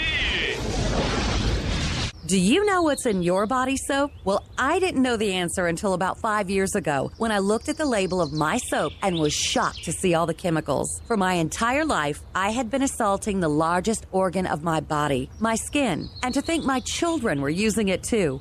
Well, a lot has changed since then. Today, my family and I operate Stone City Farms, where we make and sell all natural goat milk soap using fresh goat milk from goats we raise on our farm. Our mission at Stone City Farm is to produce high-quality, all-natural goat milk soap for people who want a fresh, unrefined, natural product. At Stone City Farms, we offer scented and unscented soaps and a signature line of gift sets customizable to your needs. To see what our customers are saying, go to StoneCityFarm.com. Use the code NATURAL for a 20% discount. That's StoneCityFarm.com, code NATURAL for 20% off your order. You never know what could be hiding in your soap. Did you ever turn to your radio for your favorite talk show to find that it's been preempted for this? In the air, to deep right center. Back goes Lewis to the wall, and it's out of here! Or this? And I'm ashamed of you, Hillary, for voting for it. Do you have a favorite talk radio program that's not available in your city? Just go to TalkStreamLive.com for links to the best streaming talk radio shows. At TalkStream Live, you will find live talk shows 24 hours a day, 7 days a week. All your favorites are here. With such a large selection, you will also discover some new favorites. On the go and still want to listen? With a mobile smartphone, simply type TalkStream Live on your internet browser. Now you can take internet radio with you. You will also find hundreds of music, news, and sports streams. Best of all, the TalkStream Live directory is free and there's never a login required.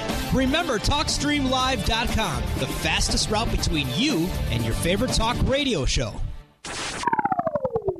You are listening to Fade to Black with Jimmy Church on the Game Changer Network. Oi, oi, I'm Reese Evans. You're listening to Jimmy Church. This is Revolution. The revolution will not be televised. The revolution is on radio. Ciao.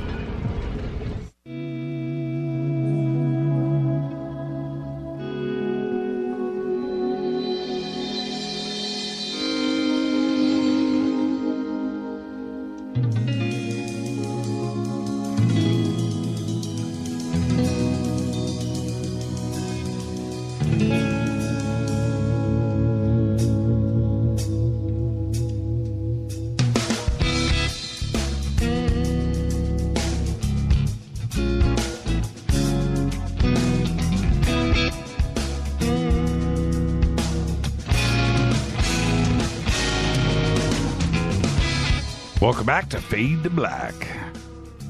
I'm your so humble host, Jimmy Church. Tonight, David Hatcher Childress is with us. Great conversation going on. Come hang out with us on Twitter at JChurchRadio. That's what you want to do. Hashtag F2B. Our chat rooms are just ablaze right now. And you can go and do that too as well. Tomorrow night, Karen Ann McDonald's going to be here. And then Wednesday night, open lines with John Rappaport. And Thursday night, we're going to do a best of replay because we will be on the road along with David to Contact in the Desert. But then Friday, we'll be broadcasting live from Contact in the Desert from the Lotus Hall right behind the sanctuary. And we will see everybody there. Great week ahead. David, I do want to ask you before we jump into Cusco, which still I haven't figured that out in my brain either, my tiny brain. You guys are now on season 200 of Ancient Aliens. Did you have any idea, man? Did you have any idea that we would be here so many years later and talking about, next season and everything that has gone on with Ancient Aliens? Were you guys prepared for that back in 2008, 2009?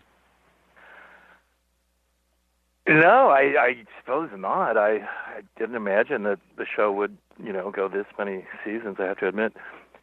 It really started with a special that was done for the History Channel when the Indiana Jones and the Crystal Skull movie was coming out. And Prometheus did a special on that, on Crystal Skulls and stuff, and Giorgio was in it. And I think I was in that too, perhaps. And then that special went really well, and so the History Channel then got pitched a special about Ancient Aliens and Eric Von Däniken and whatnot. And it was originally a 2-hour special, and I was in it, and Giorgio and Eric, who not.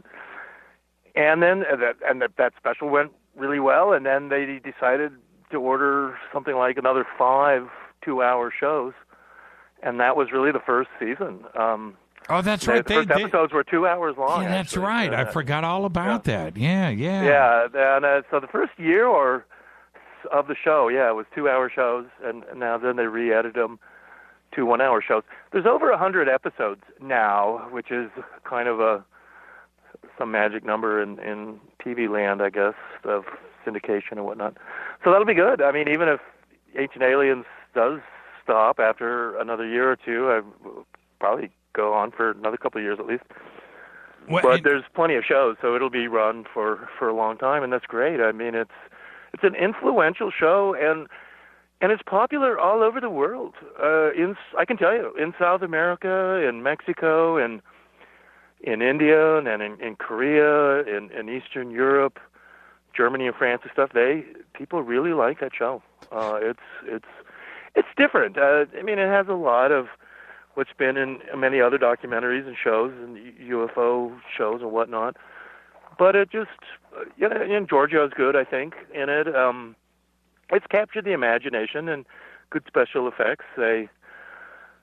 People are constantly asking me, what new episodes can they come up with, and are they doing crop circles again? And that's always a good one, I guess, every year. And that's fine, so there's certainly some repetition, but the fans seem to like it, I guess. People are constantly coming up to me at the airport and stuff, and they say, "Hey, are you that guy on that Ancient Alien show?" And I'll say, "Well, yeah, probably." And then the next thing they always ask me is, "What's with that guy's hair?" Right. What's with that guy's hair? I was like, Giorgio and his hair, and he's a great guy. I love Giorgio. I've known him from before the show, by the way. He and Eric Von Däniken and most of the people from the show that, or at least, the ones I know, at least those guys and some others, I've known them for many years and from before Ancient Aliens, really. And most people don't know, and they should go check out you are doing your own version. I shouldn't say your own version of Ancient Aliens, but your own version of investigating the world and megalithic structures and unique sites around the world on your own. We were doing some early documentaries in Peru, and we went to Egypt with Christopher Dunn and stuff, and to Peru, and we made like 6 or so of them. And in fact, some of that footage got sold to Ancient Aliens in the early days, and then later Ancient Aliens, sent their own crew, and with me or Giorgio, to Peru or something. But early on, they would buy footage from it. Yeah, I mean, I have my own rather extensive websites and some movies like those ones that I think you're talking about. You can go and see on my davidhatcherchildress.com. You were a kid too, by the way, just to let everybody know. That's the young version of David. Well, I think like Obama, I'm aging as it goes. I'll be 59. Wow. In a couple of days. So yeah, I mean, I'm almost 60 years old.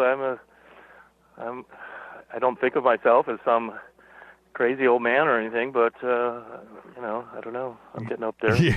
My hair's going gray now.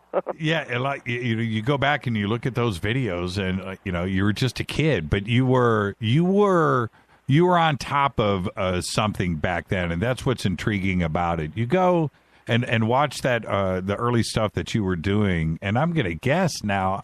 I mean, what years are we talking about? Well, I mean, it depends on some of the videos that you might see me there. I mean, some from the mid-'90s or something. Right. Where I did the extraterrestrial archaeology video, that was done in Australia, actually, in like 1995 or something like that. And so, yeah, it's... So you would have been, and you would have been in your mid-30s. That's crazy. Back around then, I suppose. Right. Yeah. And I've, time takes its toll on you, and you get dragged under trucks and other stuff. I hobble around a little bit. I've had my leg broken. I've had people try to kill me. I've had a few devastating diseases of a sort, but I've always pulled through. I'm still ticking. So and I've got a fierceness, a fury to live out there. Sometimes I think I've used up 7 or 8 of my 9 lives so far. Well, we've got to get Joshua Tree out of the way, and then we'll worry about the future. Let's talk about Cusco, because a lot has been made of Giza for for the obvious reasons. A lot has been made of different megalithic sites, and I get all of that, and I understand that.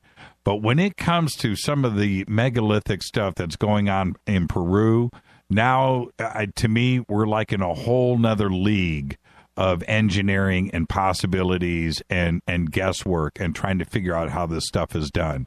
And when we specifically look like the zigzag wall in Cusco, and we look at that, do you have any idea really how that was done? It wasn't carved. We know that.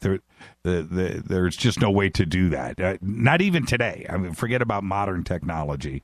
How do you think that stuff got done, and how do you think they transported those stones? Because some of those get to beyond big, and you're at stupid big. You know what I mean? Or another level of large stones.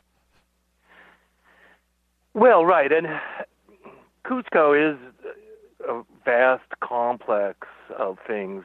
It's a number of streets and large walls, mainly granite, very, very fine stone cutting. You have the Coricancha there too, which we call the Sun Temple. That during the Spanish conquest that got turned into a monastery and a church, and then they covered up some of the walls, and then an earthquake actually in 1950 destroyed some of the walls, and that exposed some of the early original megalithic work, which they usually ascribe to the Incas.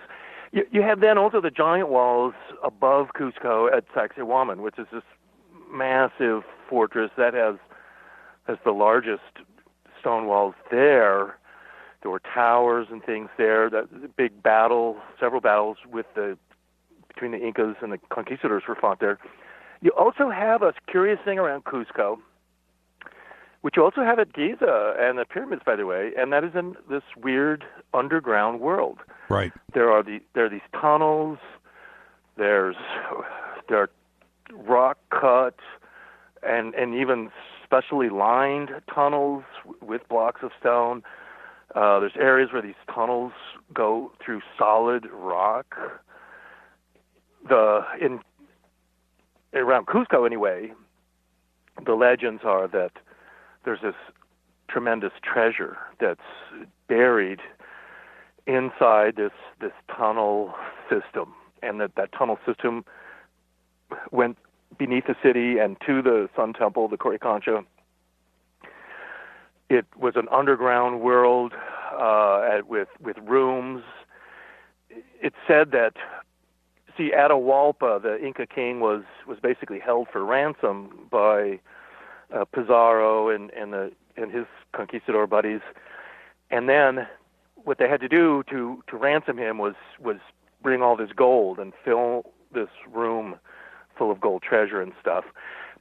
And even though the Incas did that, the Spanish executed him anyway, and then they marched on Cusco, and they had already sent a few conquistadors to Cusco while Atahualpa was prisoner to see this capital, this famous, wonderful capital of the Incas with its gold-lined temples and walls, and it was an incredible place. And the buildings were megalithic, but probably not built by the Incas themselves. They're like pre-Inca megalithic buildings. They're so well built, like structures in Egypt say, that they're almost indestructible. The Spanish later did try and they did destroy many of the buildings if they could, and they used the stones then to build like cathedrals and other houses. But many of the walls were already in perfect shape. Why tear them down? So well, let me jump in, because at Sacsayhuaman, that is indestructible. I mean, there's no way that coming down. What's left is the parts that they couldn't destroy, and those would be the biggest stones. There were towers there; those are gone. What the Spanish did in Cusco, at Sacsayhuaman, at Ollantaytambo too, and at Tiwanaku and Pumapunku in Bolivia, they tore apart the old buildings as best they could largely to build new cathedrals and other just for their homes or military garrisons or something like that, the structures as they were, in many cases, were fine, and they would just throw a roof or something onto it. But in other cases, they wanted to build cathedrals, and it was a religious sort of conquest, and the Spanish were very religious, so they were dismantling buildings as much as they could, and it's largely to build these cathedrals. And so, only the largest, biggest stones are left, and that's the same thing at Tiwanaku and Pumapunku. At Tiwanaku and Pumapunku in Bolivia, a lot of those cities were destroyed in some kind of tidal wave and cataclysm, and they were buried. A lot of Pumapunku is still underground and being buried, and much of Tiwanaku that way too. But at Cusco and Sacsayhuaman, those cities were not buried, and they were sitting there, and the Incas were using them. So they tried to tear them apart. And then, again, like I say, there's this underground stuff, too. So you have this vast whole area. That area, too, had to be some kind of metallurgical area. And one of the reasons for these tunnels and mines is mining. So what these ancient people, definitely one of the things they're looking for is metals. They're absolutely, like the Spanish were too, they're looking for gold, they're looking for silver, they're looking for copper, they're looking for tin. And if they find those things, then they have to have smelters, they have to wash ores, they have to actually do physical mining. It's a lot of work. But then these guys were able to not just mine all these ores and process them and everything, they built fabulous structures around them. And even to the point where they're doing incredible hydrological engineering too, where they're diverting entire rivers and diverting them into a sophisticated canal system. They're pumping water uphill to reservoirs on top of pyramids that they've built. Right. So the whole thing gets really complicated. And that, in my mind, that's the problem with modern archaeologists, where they see all these things and they're just thinking like, well, yeah, this is where the priest, wanted a temple or something. It's what they say in Egypt too, where the pharaoh needed a tomb, so he told him to go build him a pyramid. It's that simplistic idea when the whole thing is much more complicated than that. And because they have all these metals, there has to be metallurgical, processing plants. Where are those? Yes. And where are the giant mines? I mean, today, the largest copper mine in the world is actually nearby in Chile, the Anaconda copper mine. It's this giant, open pit mine. You can huge vehicles are there scooping up copper and stuff like that. And in a sense, that's what must have been going on in ancient times. The kind of mining and quarrying and cutting and drilling and moving of large blocks of stone, the way we do it today has to be similar to what went on in ancient times, including big, heavy vehicles and things like that. Perhaps giant dump trucks and stuff like that. The Vimanas, these airships that would perhaps also pick up large quantities of copper ore or something like that, and then bring it to Tiwanaku, where they would wash it, and it has to go through kilns. That's something else. You've got to, in order to really heat these ores, you have to have tremendous heat, platinum and things like that, and have very, very high melting points. And some metals like aluminum need electricity to make them, and we've found that. I mean, that's an oddball thing too. We have found aluminum artifacts and stuff in ancient Chinese graves and things like that. Well, that needs electricity. So we have all these, baffling things to us. And in fact, the best, it's like what you were talking about at the beginning of all this, is that, the thing that's staring you in the face are these giant rock walls. And how did they put all that together? So these people have the technology not only to mine things, move these giant blocks and stuff, but they're so sophisticated with their cutting machines and stuff like that, they would almost, would have to be like computer-aided design, right? CAD programs, yeah, and they're going to cut these jigsaw pieces, and each one is individual and different, and then cut another stone to match that. It doesn't make sense. It doesn't make sense. And David, when you look at, I keep going back to Sacsayhuaman because first off, it's frigging huge. This is not small. Some of these stones, I mean, we're talking tons and tons and tons. And when I look at it, I want to ask you, when you step back and you look at the Citadel there and you look at that complex wall, when we're talking about smelting and heat, do you think that these were heated up and formed and allowed to gel together?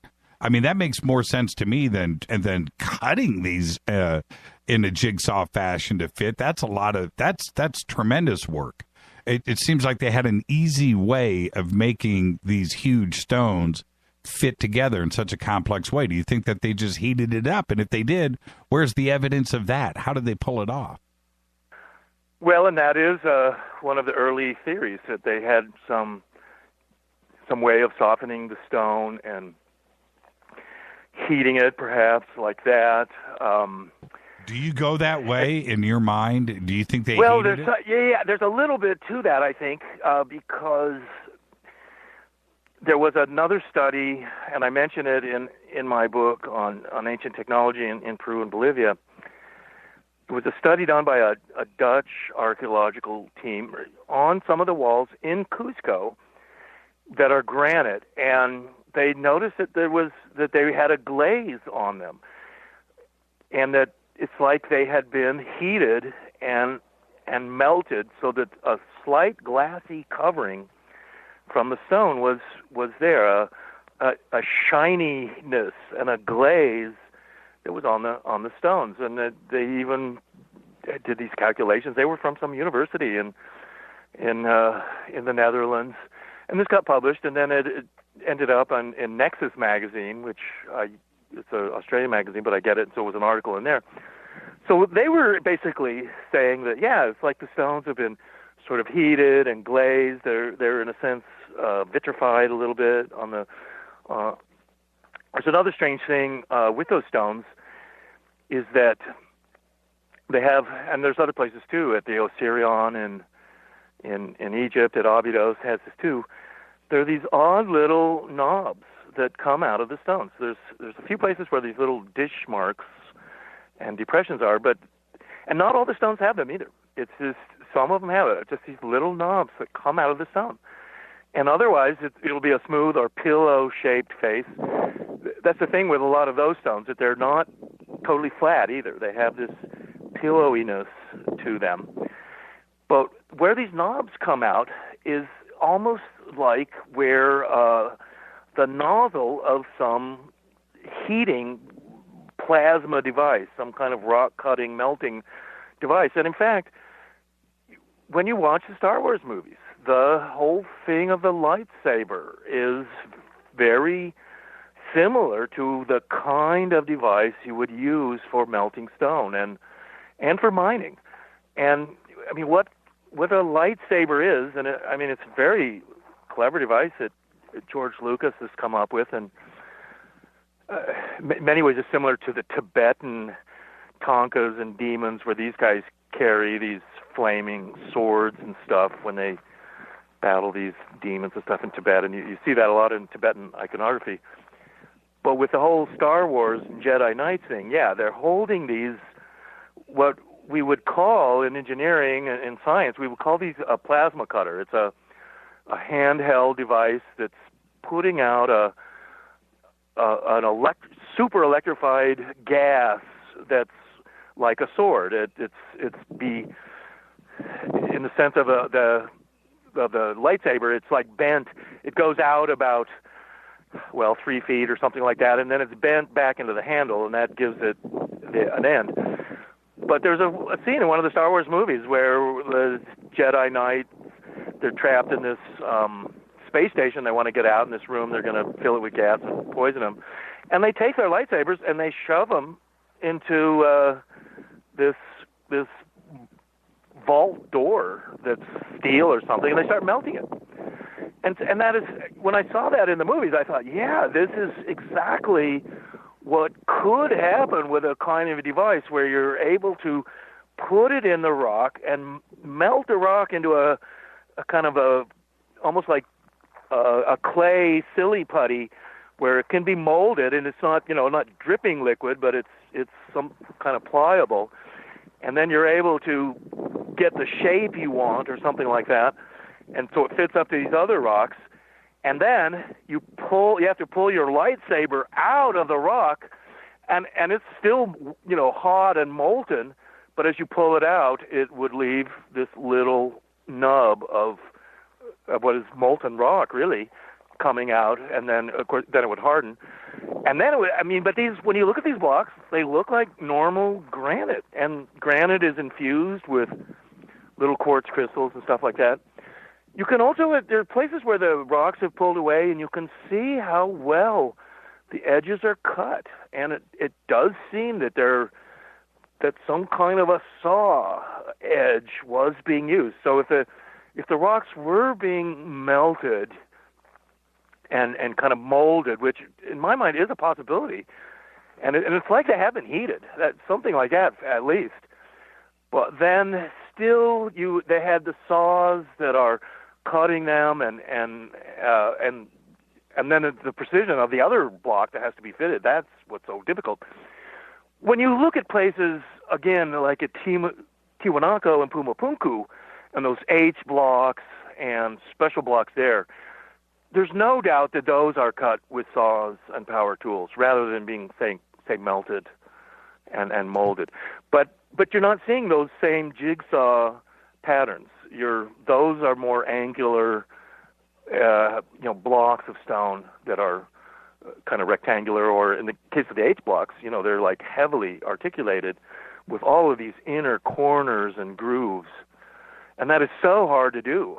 Again, you would be using super advanced cutting materials to make that. Even today, for some rock quarry place, making monuments or whatever, to cut out those kind of stones individually would be a mammoth task that would take a long time. Yeah, they just wouldn't do it. That's the funny thing. They wouldn't do it. That's right. They would not do it. And that is part of the problem with archaeology in general, is that archaeologists aren't engineers. They're not architects.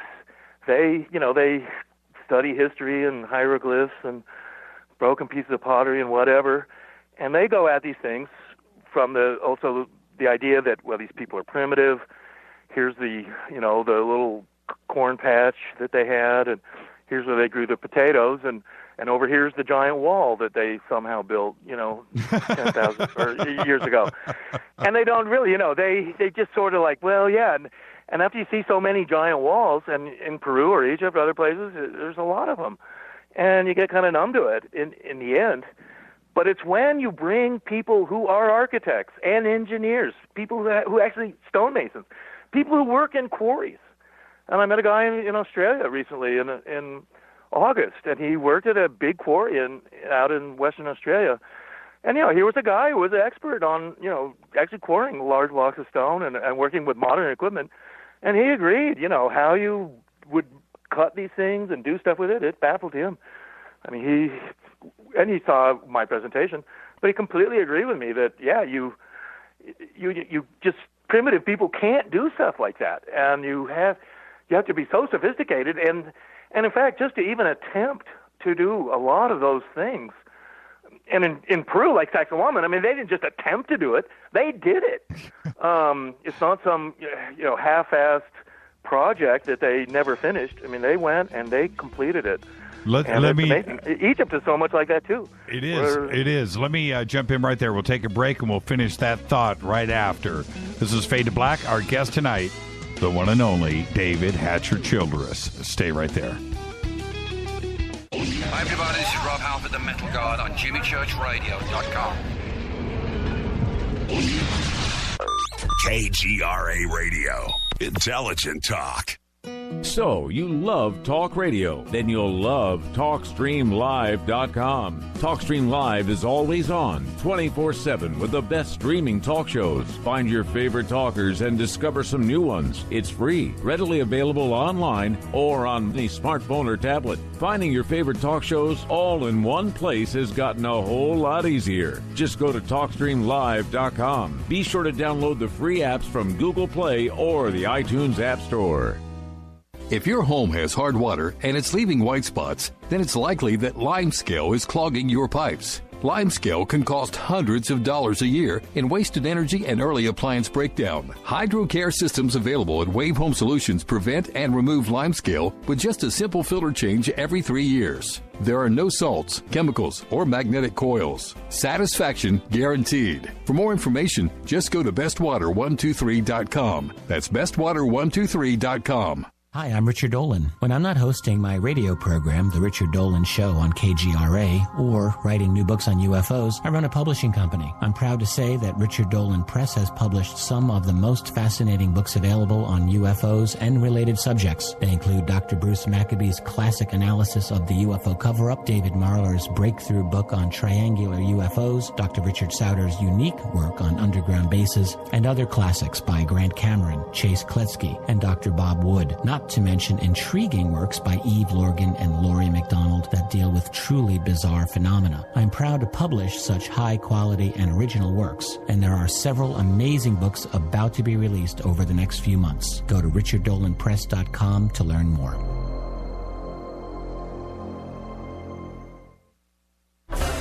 Did you know that when you're on the road with limited data or Wi-Fi available, you can still listen to every minute of Fade to Black by just calling 605-562-4482. No smartphone, app, or internet needed. It saves your data plan and no extra cost if you have unlimited minutes. Just call 605-562-4482. You can listen to me, Jimmy Church, on any phone, anytime, anywhere. Go Beckley Tappy.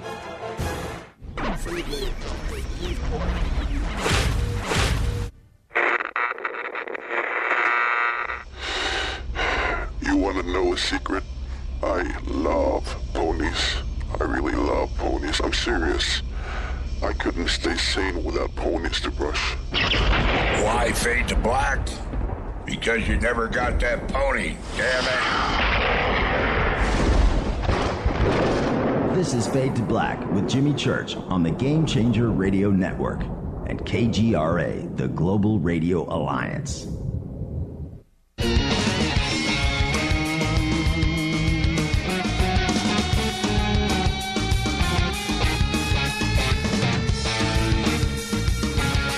All right, welcome back, Fade to Black. I'm your so humble host, Jimmy Church. Follow me on Twitter right now at JChurchRadio. Hashtag F2B is the sandbox. Lots of great questions and comments tonight. Come and hang out with us. All right, email is jimmy@jimmychurchradio.com. I want to remind everybody, tomorrow night, Karen Ann McDonald is here. Wednesday night, open lines with John Rappaport. Thursday, we're going to be on the road to Contact in the Desert. We're going to do a best of replay show that night. But then Friday, we will be live from Contact in the Desert, and we'll see everybody there. David, one of the things that you started to touch upon that I don't think has been explained by the orthodox archaeologists out there in the mainstream, which is getting these surfaces flat with stone hammers and pounding away. To me, I don't see. Certainly, Pumapunku has some great evidence of that. But then you have Giza and other megalithic sites around the world with these perfectly flat pool table, just precision surfaces. How do you do that without some type of high technology? Well, right. I think it can't be done without high technology. My friend is Christopher Dunn, who's a British, now American engineer. He ran a machine shop, and they did high-tech special aviation parts and stuff in Danville, Illinois. And I would go with him to Egypt and Peru. We went a number of times, and I've been to other places with him too. And he, because he's a precision technician and engineer, he carries those little tools that do that show exactly how flat a surface is, these little wheels and things and other stuff, things that I wasn't really familiar with. And he would show me how they worked, and he would show me when he would analyze these certain stones in Egypt and in Peru or Bolivia, that, yeah, they were precision engineered, and that the surfaces were either so flat, also the curves. One of the difficult things is where you have a curved surface that's arcing, and then it comes together with a flat surface, things like that. And in my slideshows and things, I show those kind of things. I mean, they can't really be done by someone just eyeballing it and with a stone hammer, or they say, supposedly, I mean, this is what's so incredible in Egypt, is that the Egyptians did not have iron tools, supposedly. No, copper. Yeah, and so what they had to use to make all these granite statues and beautiful granite buildings, and then you have the obelisks, you have the Great Pyramid, all these things. Egypt is just so full of it. And yet they had to do everything with stone hammers and copper chisels. And a copper chisel is very dull.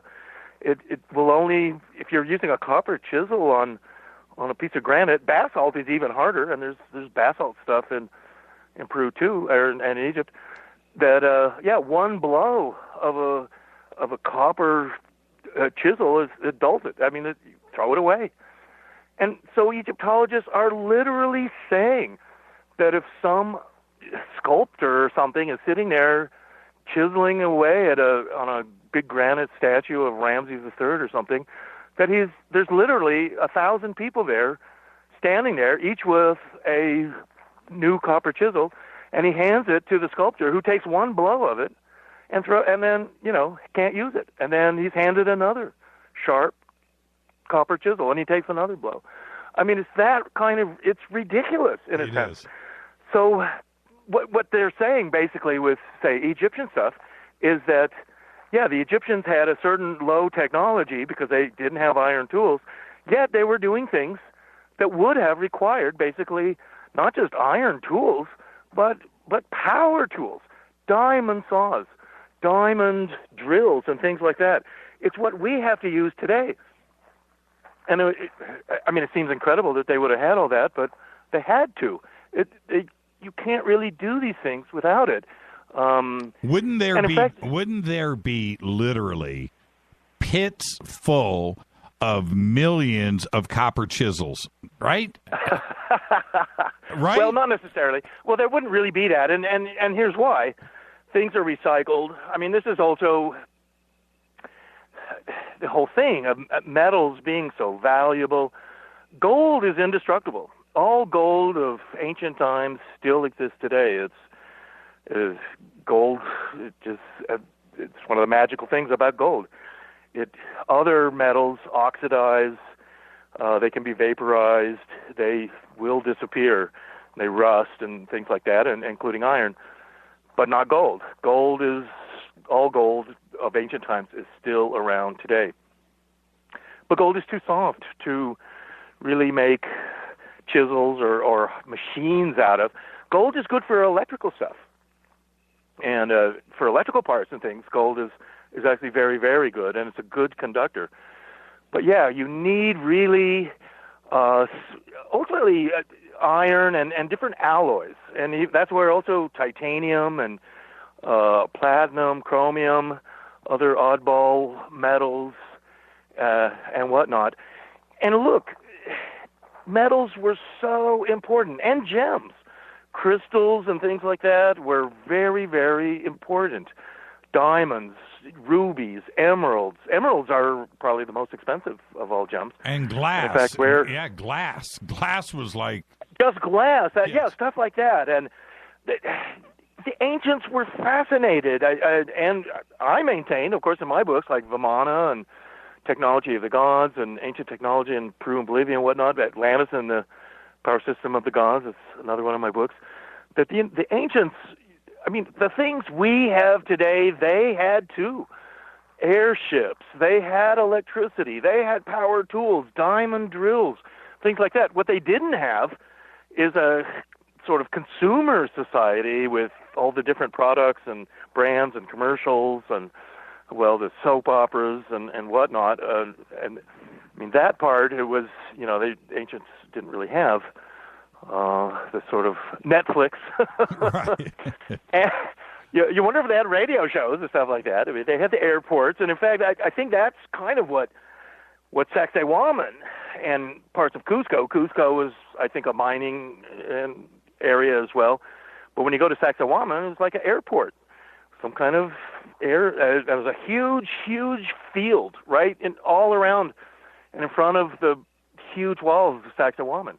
It would be a perfect place for big airships like cigar-shaped airships or something like that, Vimanas, to land. Machu Picchu has that too. Huge, big, kind of like football field in the middle of it for airships, for Vimanas and things like that, I think, to land there. So what we have today is so much, kind of like what it was like in the ancient times, but not the commercials, not this consumer society that we live in today. When we look at Pumapunku and Cusco, certainly Giza, and I want to start talking a little bit about Göbekli Tepe, is one of the things that is fascinating when it comes to Pumapunku is no writing, no written language, probably no way for paper or for designing and putting this stuff down for replication, like those H blocks. It seems the easy way out, you've got a design, it's written, here it is, now let's go duplicate these. Okay, all right, no harm, no foul, I get that. But they didn't have any of that.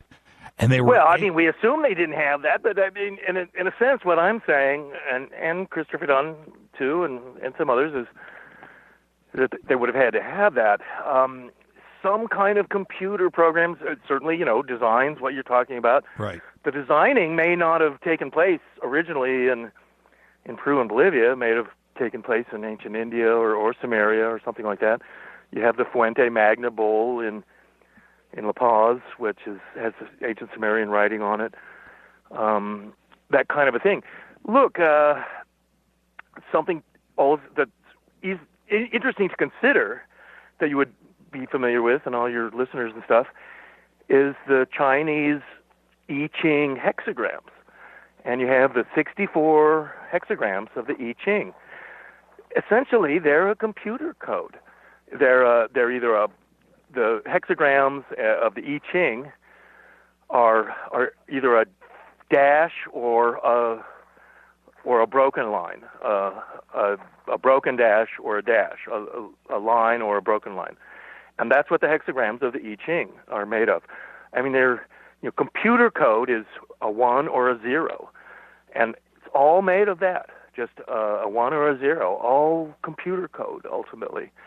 And that is, so when you look at the I Ching, which it goes back to ancient China, it's one of the oldest Chinese things that we know of ultimately. It, in a sense, predates Shang Chinese characters and stuff.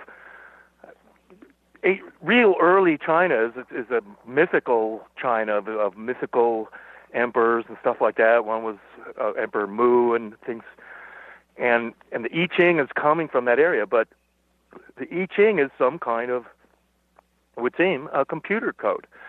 So the idea that ancients had already and by the way, computers use quartz crystals. I mean, that's what the whole silicon chips of computers are essentially just, artificial quartz crystals that are used. They encode information. Lasers shine through them, and you've got information. Every crystal skull or any crystal object, or just a quartz crystal on a pendant, can be a CD or DVD encoded with thousands of gigabytes of information. And any gem that's on a ring or a bracelet that you're holding can also encode material. That was a thing that, Nicholas Roerich, the American-Russian explorer, went through Tibet and Mongolia and stuff in the 20s and 30s. One of the most famous of Tibetan explorers, and he was a famous painter and lived in New York and in Moscow. One of the things he did was collect these giant crystals that they had in Tibet, like what Superman does. In the whole Superman legends, he goes to the Fortress of Solitude.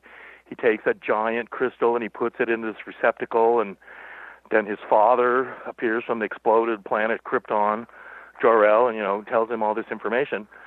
Well, all the information, I mean, basically his computer disk that he's carrying around is this quartz crystal. And so if you find, say, some ancient burial and some guy is buried with a big quartz crystal, and some of these, or a crystal skull or whatever, some of these are beautiful, clear crystals. Some have gold filaments going through them. Many quartz crystals and gold are sort of combined. So you have all this where computers and airships and power tools, even heavy equipment, fantastic machines like levitating and anti-gravity things that can move and levitate giant stones that weigh obelisks, things that weigh 1,000 tons or something. And they're like just a few people are moving it down a road or standing this up. And that's part of the interesting thing, that rather than taking thousands of people standing around pulling ropes and trying to do something so incredibly difficult, it's really being done in a very high-tech way by just, say, a few people. And now we have, oddly enough, something that wasn't supposed to exist in Göbekli Tepe, which is 7,000 years older than the conventional dating of Giza at 2500 BC. And jumping into Göbekli Tepe, where you have a 7,000-year gap of humanity there, and then Göbekli Tepe, this gorgeous, huge site in southern Turkey that allegedly Stone Age man had enough intelligence to build. And that's something else that doesn't make any sense to me. What's your best explanation for Göbekli Tepe? Well, right. Göbekli Tepe, I have been there. It is a megalithic site. It's got a bunch of T-shaped megaliths with animals are carved in relief on it. It was purposely buried. They are dating it to like 9,000 BC, and there's other sites around Turkey that are megalithic that are also dated to that. Göbekli Tepe is not by itself. Turkey was actually flooding. They built a big dam, and they were flooding a couple of valleys and things, and they flooded an important archaeological site that was similar to Göbekli Tepe and had similar stuff. It's now underwater. But what Göbekli Tepe really shows is that it's what's been happening all along, and for archaeologists like myself, Graham Hancock would also be similar, and Eric von Däniken and everybody, that archaeological sites, including megalithic ones, are much older than we give them credit and go much further back in time. And people like myself who write books on Atlantis and believe that ancient civilizations have existed for not just 6 or 7 or 8,000 years, but they've existed for 10,000, 15, 20,000 years, more, 40,000, 50,000 years ago. Were there people running around building roads and bridges and walls and ports and other things? I think there were, for sure. And Göbekli Tepe is showing that. And it's basically forces mainstream archaeology to say, yes, civilization, and a substantial one that's moving, quarrying large blocks of stone, erecting them. Göbekli Tepe is really on top of a hill, which is, and you wonder about that hill, whether just how man-made it is. And then ultimately they buried it.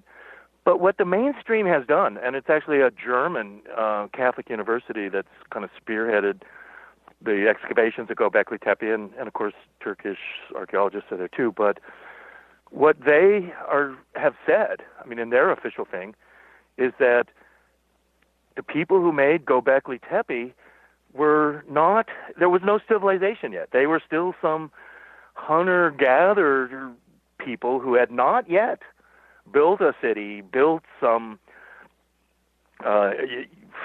complex, the purposely designed city. And that's an interesting thing where cities are just like Washington, D.C. or something. They're pre-designed rather than just haphazardly people building a city along a river. They actually, architects and designers go in, they're like, we're going to build a city here. Here's how it's going to be. And so that's, with Göbekli Tepe, what they're saying is, oh, yeah, hunter-gatherers just came here, and they weren't civilized yet, but they decided to, for whatever reason, cut these T-shaped megaliths and erect them and carve some condors and foxes on them. It doesn't make sense. I mean, it's a bad explanation. It shows how blinded mainstream archaeology is, in that it's clear that this is a civilization. These are people who are doing this, and it's not the first time they've ever put some megaliths or built some structure or whatever it is, mountaintop, church for who knows what Göbekli Tepe is. It's a strange place, and purposely destroyed at some point, where they buried it on purpose to preserve it. But the idea that its civilization hadn't even started yet, I mean, so essentially what they're saying is, oh yeah, well, we have Göbekli Tepe, but there wasn't civilization. People weren't building cities. They weren't building roads. There was no Atlantis. There weren't ports. People weren't going. It's just something that primitive people suddenly decided to do for no real reason. They just they started building megaliths, and that's totally stupid. That's a terrible explanation. And ultimately, what it means is that civilization in that area is, people have been civilized and doing stuff for 15,000, 20,000 years. I mean, easily for thousands of years before Göbekli Tepe was built. It had to be. Many structures are underwater.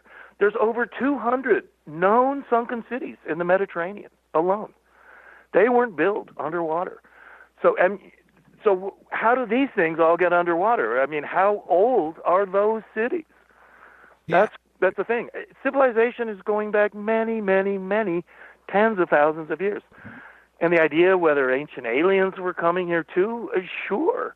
What an interaction they were having with people, you have to wonder, with the sort of Star Trek kind of directive, as they call it, imperial directive or whatever, that you shouldn't interfere. So you have to wonder, are ancient aliens, were they just sort of watching us and hopefully guiding us a little bit, or were they actually taking a stronger, interference into our lives? Well, you bring up a good point, and we're about to run out of time, so I had to cut you off just to get this thought in. With Göbekli Tepe, you have to have the organization built into the infrastructure of the guys that are coring, the guys that are carving. You have to feed them. You have to clothe them. You have to have some type of hierarchy there. You have to have a leader. Somebody's telling these people what to do. And all of that had to have been in place. So to say that they weren't civilized, it goes against the grain. The structure is there. It wasn't just Stone Age man going, you know what, let's do this. No, there had to have been a system in place. Let me ask you this before I let you go. We haven't addressed the ancient alien theory tonight. We didn't have to, but have you ever seen anything strange in the sky, David? Oh, sure. I've not had any really what I would call important UFO encounters or anything like that, but yeah, I've seen oddball lights in the sky and things moving around. Anything around one of these megalithic sites? I can't say I have seen that, no. And I'm not the kind of guy who stays up all night, watching the sky or watching these things. I can tell you that UFOs are very common in South America, and South America is a hotbed of UFO activity. And it's more than almost any place, the United States too, of course. But yeah, the idea of the UFOs being active, going underwater. I think that some UFOs are coming actually from military bases and things like that. I think they're working on that technology. And I'm a promoter of Nikola Tesla and his early discoveries and things, which go back to the really 1920s and before, with his anti-gravity ships and his towers and things. And I feel that ultimately in ancient times there was a kind of a Tesla system that was put up, and I talk about that in my books, Technology of the Gods, and also my Atlantis and the Power System of the Gods, where with pyramids and obelisks and other, I mean, they have to be generators. Really, electricity, as we know it today, AC power, is generated by rotating magnetic fields. That's the three-phase motor that Tesla designed, and they installed at Niagara Falls, was the first real large power plant. But yeah, rotating magnetic fields creates electrical power, AC power, and then from that you can distribute it. And Tesla had a way of distributing it through these towers, obelisks, and standing stones can do that. And ideally, granite, a real obelisk needs to be made out of solid granite. It's a monolithic crystal tower, basically, with quartz crystal as part of it. And it can be tuned. It's vibrating. It can put out power. And ultimately, I think that that airships and the pyramids, other electrical devices, in ancient times, were picking up this power that was similar to the Tesla system that Tesla tried to create. We're going to see you in 3, believe it or not, short days out at Contact in the Desert. What are you going to be speaking about out there? More of the same. I always talk about obelisks and Tesla. I will talk about obelisks on the moon, incredibly. Underwater sites, giant megaliths, the enigma of these huge stone spheres, stone balls around the world. The metallurgy, the cone heads, and those strange skeletons, all that kind of stuff. Oh, it's going to be great. I look forward to seeing you there. It will be fun. Yeah, it's going to be great. And, of course, your company is Adventures Unlimited Press, and I'm just assuming that you're going to bring out some books, too, as well. You bet. I will bring a bunch of books in our catalog. And we have a magazine, too. I don't know if you know that. I do. World Explorer magazine. A lot of it's about megaliths and megalithic stuff around the world, and it's the kind of mag that Indiana Jones would probably like to read. So we'll bring some of those as well. And I hope that people and your listeners will go to our website, or several, the AdventuresUnlimitedPress.com website. That's our kind of bookstore and stuff. And then there's the magazine's website is we're the World Explorers Club. And that's the magazine, World Explorer. And so we're called wexclub.com, WEXCLUB Club, wexclub.com. And they'll show you our magazines. We've been going for 20 years as a magazine, and it's a big, thick, glossy, fun magazine with a lot of interesting stuff. You've got it, I guess. Yes, I do. And your links for all of David's links are up at jimmychurchradio.com. Just go click on David's name, and also the links are there on the website. Go click, explore. Both websites are absolutely incredible. And David, thank you once again for coming on to Fade to Black. And we'll see you in a couple of short days, and we'll knock a couple of back. Okay? And it'll be good. I'm looking forward to it. You got it. Thank you so much, David. All right. Thanks, Jimmy.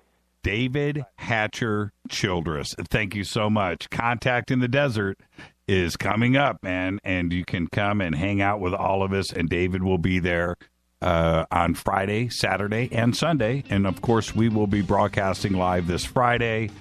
Contact in the Desert. David Hatcher Childress. Thank you so much. This is Fade to Black.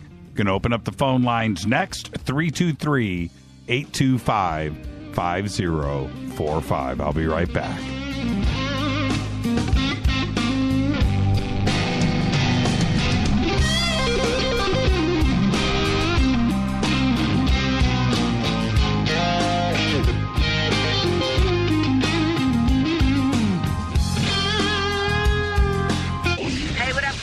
Vivica Fox here, and you are listening to my boy, Jimmy Church, on JimmyChurchRadio.com. Despite popular opinion, reading a book will not make you smarter. But listening to Jimmy Church will. Hey, I'll make you a deal. Give me 60 seconds, and I'll give you directions to the Fountain of Youth. Okay, I'm joking. Well, kind of joking. No fountains, but youth, I got. Nature's Youth, and their premier anti-aging product, Nature's Youth RSF. With your sensible diet and exercise plan, Nature's Youth RSF can help you look and feel better. RSF is an all-natural amino acid supplement that supports your body to naturally increase HGH levels without any synthetic hormones. And elevated HGH levels can contribute to increased energy, improved libido, reduced body fat, and improved exercise capacity. Let's be honest, who doesn't want to look and feel younger? Visit the newly designed website at naturesyouth.com or call 800-333-6923. That's 800-333-6923, and like them on Facebook, and you'll be included in contest and exclusive offers. What a deal. Oh, speaking of deals, my time's about up. 800-333-6923 or naturesyouth.com. Who needs a fountain anyway? Call today. What's up, Fadernauts? Studio Dome loves Fade to Black and the F2B audience so much that they have put together the ultimate stereo Bluetooth system. They've done it just for you. Man, check this out. The Studio Dome SBB2 stereo system is here. It's featuring 2 Studio Boombox 2 SBB2 wireless Bluetooth speakers, packed in its own custom hardshell case. This Studio Dome system features the very latest in stereo Bluetooth technology. The 2 full-range boomboxes are in true wireless stereo. You've got to hear this. It's amazing. It's just $129, and use the promo code JCRTWS, and you'll also get free shipping. It's simple. Just go to JimmyChurchRadio.com, click on the Studio Dome banner. Go Beckley Teppy. Erica, Brittany, Gabby, and you're listening to JimmyChurchRadio.com. It's not a lifestyle we chose. We were born this way. KGRARadio.com.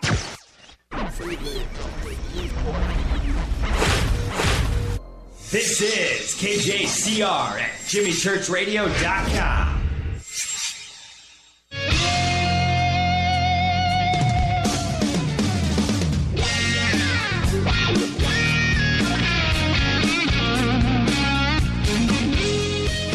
Welcome back to Fade to Black. Thank you, David Hatcher Childress. Man, he's been doing this for a long, long time. And if you ever get a chance, just go and seek out his early videos that predated Ancient Aliens, and you'll see right then how long he has been doing it. And the interesting thing for me when it comes to megalithic sites around the world is how similar they are. You know, that's the crazy thing. When you look at Cusco, and you look at the walls in certain sites in Egypt, right? Now, I know it's easy to point out the two, but is some of these walls that have these multiple-sided stones that don't make any sense, and there's no reason to do it that way. Instead of, just having just straight uniform blocks and build the wall nice and easy, make everything the same size and beautiful and all. These oddly cut stones. And you look, and they are done the same way thousands of miles apart. Where is this coming from? And it's my belief, and this is, I strongly believe this, that the knowledge came from two places. A, they were taught by the same person. And two, that it is ingrained in, it is encoded in our DNA. The knowledge is just there. It pops up. And then somebody shows you how to do it. It's the simplest answers are where you need to go. I'm not in any way going to buy in to the idea that they were able to cut these stones and get them to fit together. You look at the Citadel Wall in Cusco, and you go and look at that. That thing, those blocks are 10, 15, 20 feet tall, some even larger. Huge. 5, 6, 7, 8, 9, 10 sides to them. 12 sides.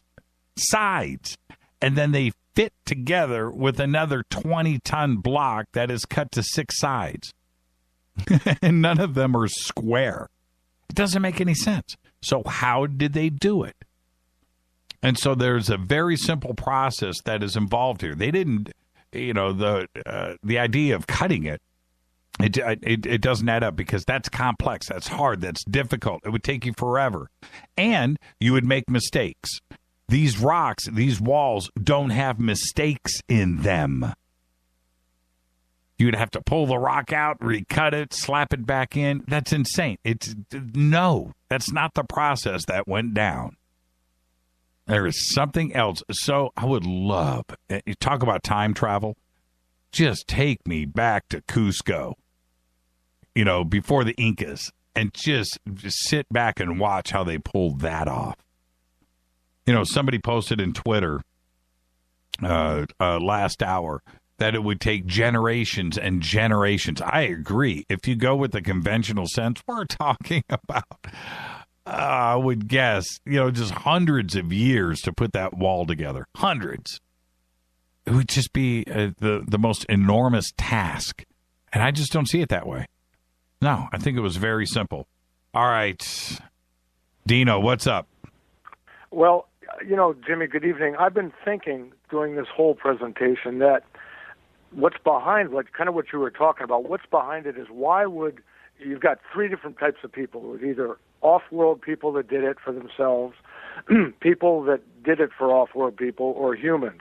Then the next thing you have to ask when you build these sites, especially in South America, what were they for? Okay, so if you know what they're for, if they were just for housing or a business complex or something, why would they use stone? Now, stone lasts a long time, but it's hard to work. But on a planet, especially thousands of years ago, that was probably even more seismically active than it is now, why wouldn't they use a material like a metal alloy if they had this advanced technology? Why wouldn't they use something like ceramic or a ceramic metal mix, like I have a bicycle frame that's that way, that would last a long time? Stone lasts a long time. Well, why do these structures need to last so long? And it goes back to what function did they have? If they were off-worlders, did they expect to come back and use them again? If it was humans that did it, why take generations and waste all the time and effort? How important is a building? Well, and I appreciate that, and it's getting a little complex. I would back off of all of that because all of that comes into play. But we have to answer more simple questions first, Dino, which is, you need to convince the town, the village, your group of people that they need to quarry, move, and use all of the manpower of the village to do this structure, and that this is important instead of finding food, instead of building houses, instead of building fires and staying warm and clothing your family every single day. That long ago, every single day, you know what you woke up in the morning doing every single day? Rubbing your sore muscle. finding food for your wife and kids. That's what you did. You woke up. Now, you had to have somebody, some leader, some compelling guy that is going, you know what? We need to do this. And that's the fundamental question. Whether ET was involved or high technology was involved, you needed to take the focus of what everybody needed to do every day, which was eat, And eating was not something that was easy. You didn't go to the supermarket. I know that sounds fundamental, but it's really true. So every single day, your goal was living to the end of the day and feeding your family and somehow getting through the day. Now, you need to get past that answer. I mean, how did they pull that off? Because it would have taken the entire resources of the village, of the community, to focus on mining, quarrying, moving, fitting, and building these. That's it. Whether it was a defensive structure, and that hasn't been proven, but who were they warring against? These walls weren't big enough. I mean, they were big, but I mean, they weren't surrounding the city, right? It's just a wall on the side of the mountain. It's just like, wait, you know, and that's the crazy part. And it's not just in Cusco, it's all over Peru and Bolivia. I mean, these sites repeat themselves. So how do you pull that off? I mean, how do you do it? And like you said, all those things are valid points. Plus, if it was populated enough that they had enemies, you need to put resources into training warriors and having guys no weapons have been found. So there you go. So then that asks you again, if you've convinced someone, if the fundamental reason why they're there and what their function was, were they buildings, were they art? I mean, you know, some people like art, but I can't see a whole culture in ancient times based on art. Then you have to ask, well, if they're going to build it, why make to something with different stones? It's mosaic. Why not make a uniform way to do it, you know, interchangeable parts? And, you know, if you're advanced enough, that would go faster. But, you know? But okay, like I said, you're getting complex, which is fine because complex is the next phase of this. But we need to stay in the basics because this is where archaeology and historians are wrong.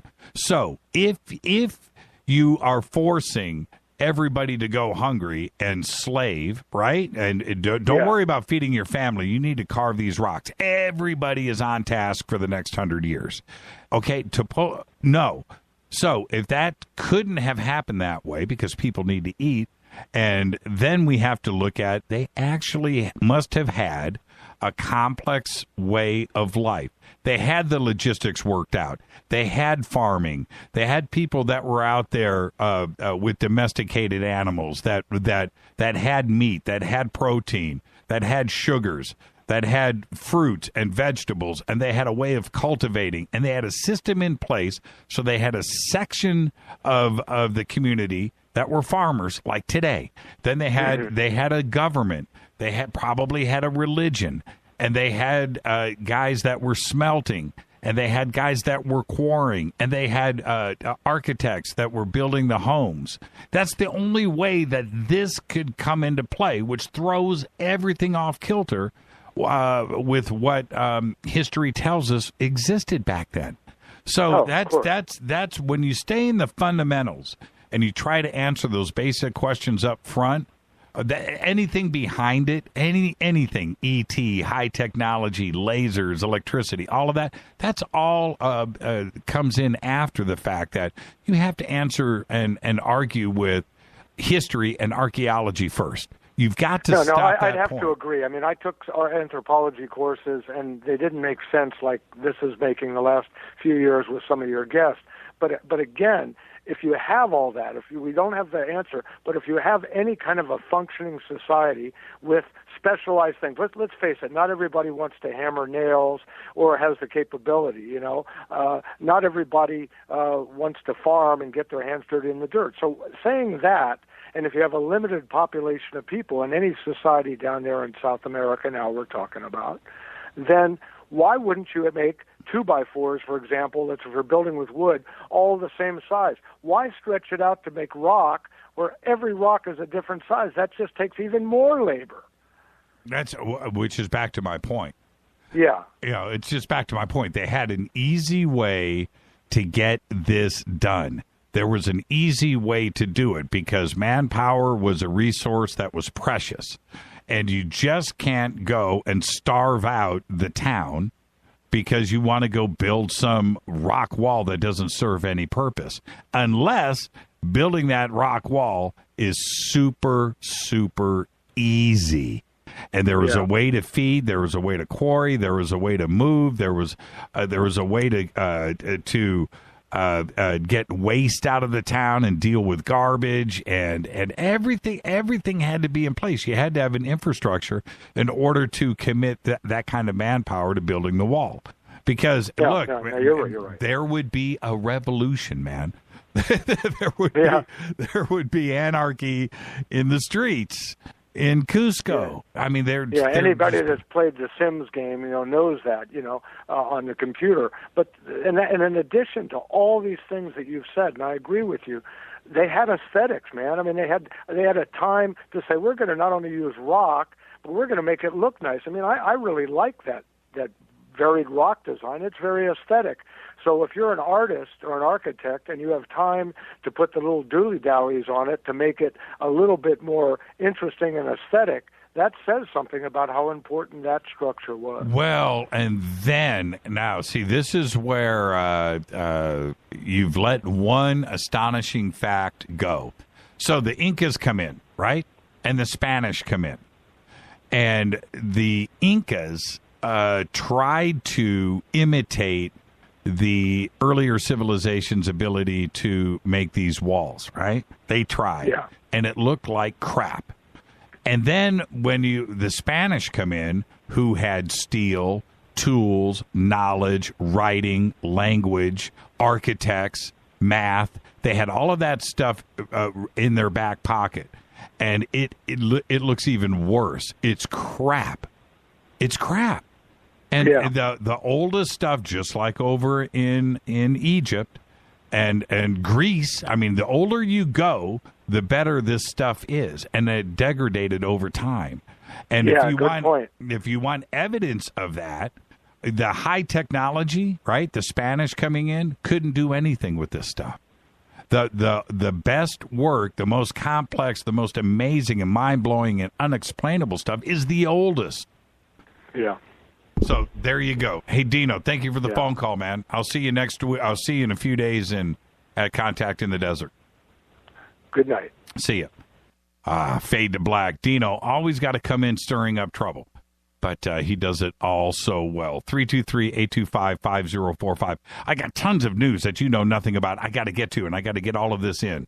A team of scientists led by renowned French marine archaeologist Franck Gattiot recently announced, and this is some of the most important news maybe like ever, okay? And if you want to check this out, just go to our Facebook page, Jimmy Church Radio. Listen to me. They recently announced that they have found a bowl dating to between the late 2nd century BC and the early 1st century AD that is engraved with what they believe could be the world's first known reference to Jesus. That's right, Christ. The full engraving on the bowl reads, Dia Christou o Goistas, which means, and has been interpreted by the excavation team to mean either by Christ the magician or the magician by Christ. Yeah, and you got to check out the bowl. Just go to our Facebook page, Jimmy Church Radio, and on Facebook, and check it out for yourself. NATO's paramilitary assembly earlier today, called on members of the Western Military Alliance to be ready to respond to the potential threat of Russian aggression against NATO. The assembly issued a unanimous declaration of proposals after a 3-day meeting in Tirana ahead of the landmark NATO summit in Warsaw that's going to go down in July. The declaration urged NATO's allies to provide reassurance to all members who feel their security is under threat, especially on NATO's eastern and southern flanks. It also, and this is where it gets nuts, it also called on NATO to strengthen conventional and nuclear deterrence. That's right. They dropped the nuclear bomb right there. And I just got to say, what? NASA pulled it off. They finally inflated that experimental room up on the ISS, pulled it off over the weekend, producing the world's first pump-up inflatable room for astronauts. The operation took much longer than expected. It had failed last Thursday. I didn't get a chance to report on it, but I had read they had failed. They couldn't figure it out. They didn't know what was going wrong, and they fixed it. The astronaut Jeffrey Williams spent 7 hours this past Saturday opening and closing an air valve to expand the compartment. It stretched to its full size of 13 feet by 10.5 feet in diameter, which is equivalent to, my daughter's bedroom. It was NASA's second attempt to inflate the Bigelow Expandable Activity Module, otherwise known as BEAM. And they're calling it a precursor to potential Moon and Mars habitats, and of course, those famous orbiting tourist hotels. Check this out. One of the machines, now you gotta go to our Facebook page and check out this picture. One of the machines used to send coded messages between Adolf Hitler and his generals just sold for £10 on eBay after being discovered in a shed in England. Researchers at the National Museum of Computing at Bletchley Park saw a telegram machine for sale on eBay for £9.5, in other words, 12.5 euros or $14 American, and believed it may have actually been a Lorenz machine used by the German army to send top-secret coded messages. It was found in the southeastern town of Southend, where the machine, which kind of resembles a typewriter, and it's got 12 coded wheels on it and stuff, it's pretty big, it's pretty complex, was actually on the floor of the shed, covered in garbage. Yeah, check out the picture. It's amazing. $10, £10. Europe's comet-orbiting Rosetta spacecraft has hit a potential astrobiological gold mine. That's right. Sniffing out the amino acid glycine, which is a key building block for life, in the dust that's surrounding the comet 67P. The discovery of glycine, along with precursor molecules like methylamine and ethylamine in 67P's coma, confirms previous indirect detections of the same compounds from another comet, Wild 2, which is actually pronounced Wild 2. Rosetta is expected to continue to look for complex organic molecules during the 4 months remaining in its mission. It happened, by the way. Did you hear about, well, check this out. It's Dustin Diamond. Yes, best known for playing the role of Screech on Saved by the Bell, has been arrested again and in Ozaukee, Wisconsin, on a probation hold. Yeah, this is according to the local county jail. He was sentenced to 4 months in jail for stabbing a man during a Christmas Day 2014 altercation at a bar in Wisconsin.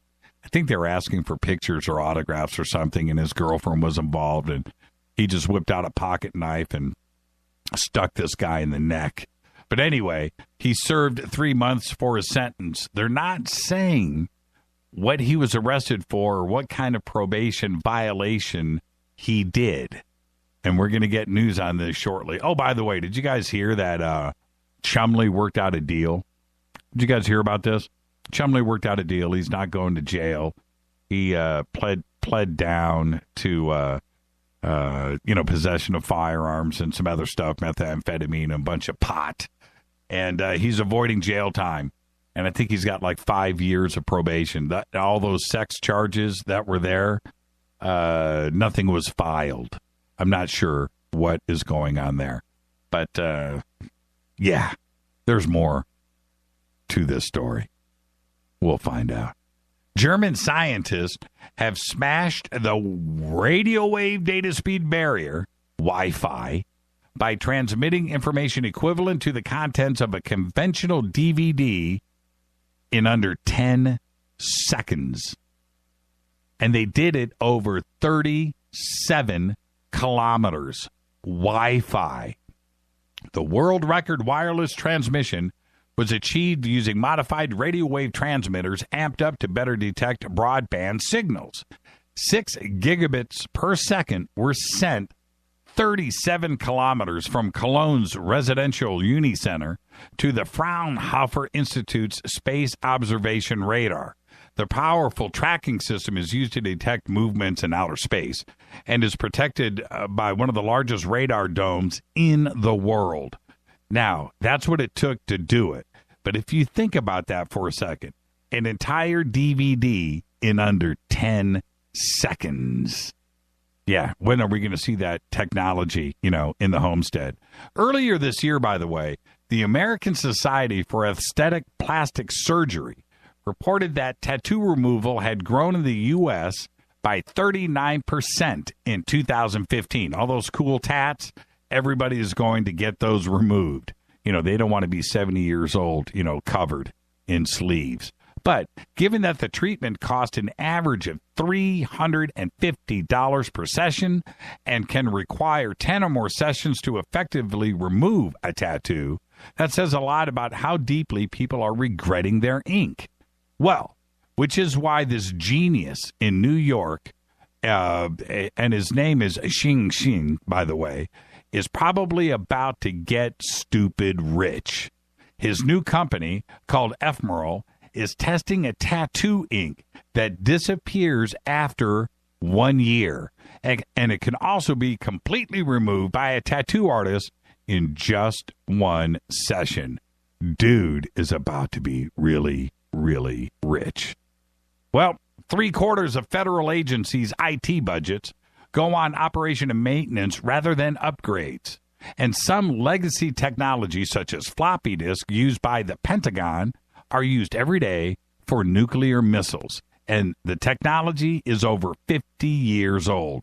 The overview of how the U.S. government continues to use archaic technologies in some of its vital areas was given in a report released last Wednesday by the Government Accountability Office, the famous GAO. The report said that the budget for IT modernization had fallen by $7.3 billion since 2010, while operations costs continue to grow. Of approximately 7,000 IT investments reviewed, the majority, 5,223, do not spend a penny on upgrading their systems. Now, how does that make you feel? Right? The Minuteman missile system, our nuclear deterrence, is run on floppy drives. But, I guess, seriously, the system works. It doesn't go to blue screen. Fade to Black's executive producers Rita Kermarian. Shows produced by Hilton J. Paul, Mark D. Kovar, LJ3, Renee, Mark Dunbar, Jonas, Dennis. Thank you, Bob. Announcers are Steve Harder, Gene Vitoa, Mark D. Kovar.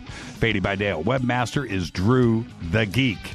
Music by Doug Aldridge. Intro, Spaceboy, spaceboymusic.com. Fade to Black is produced by KJCR for the Game Changer Network. Syndication, KGRA, The Planet.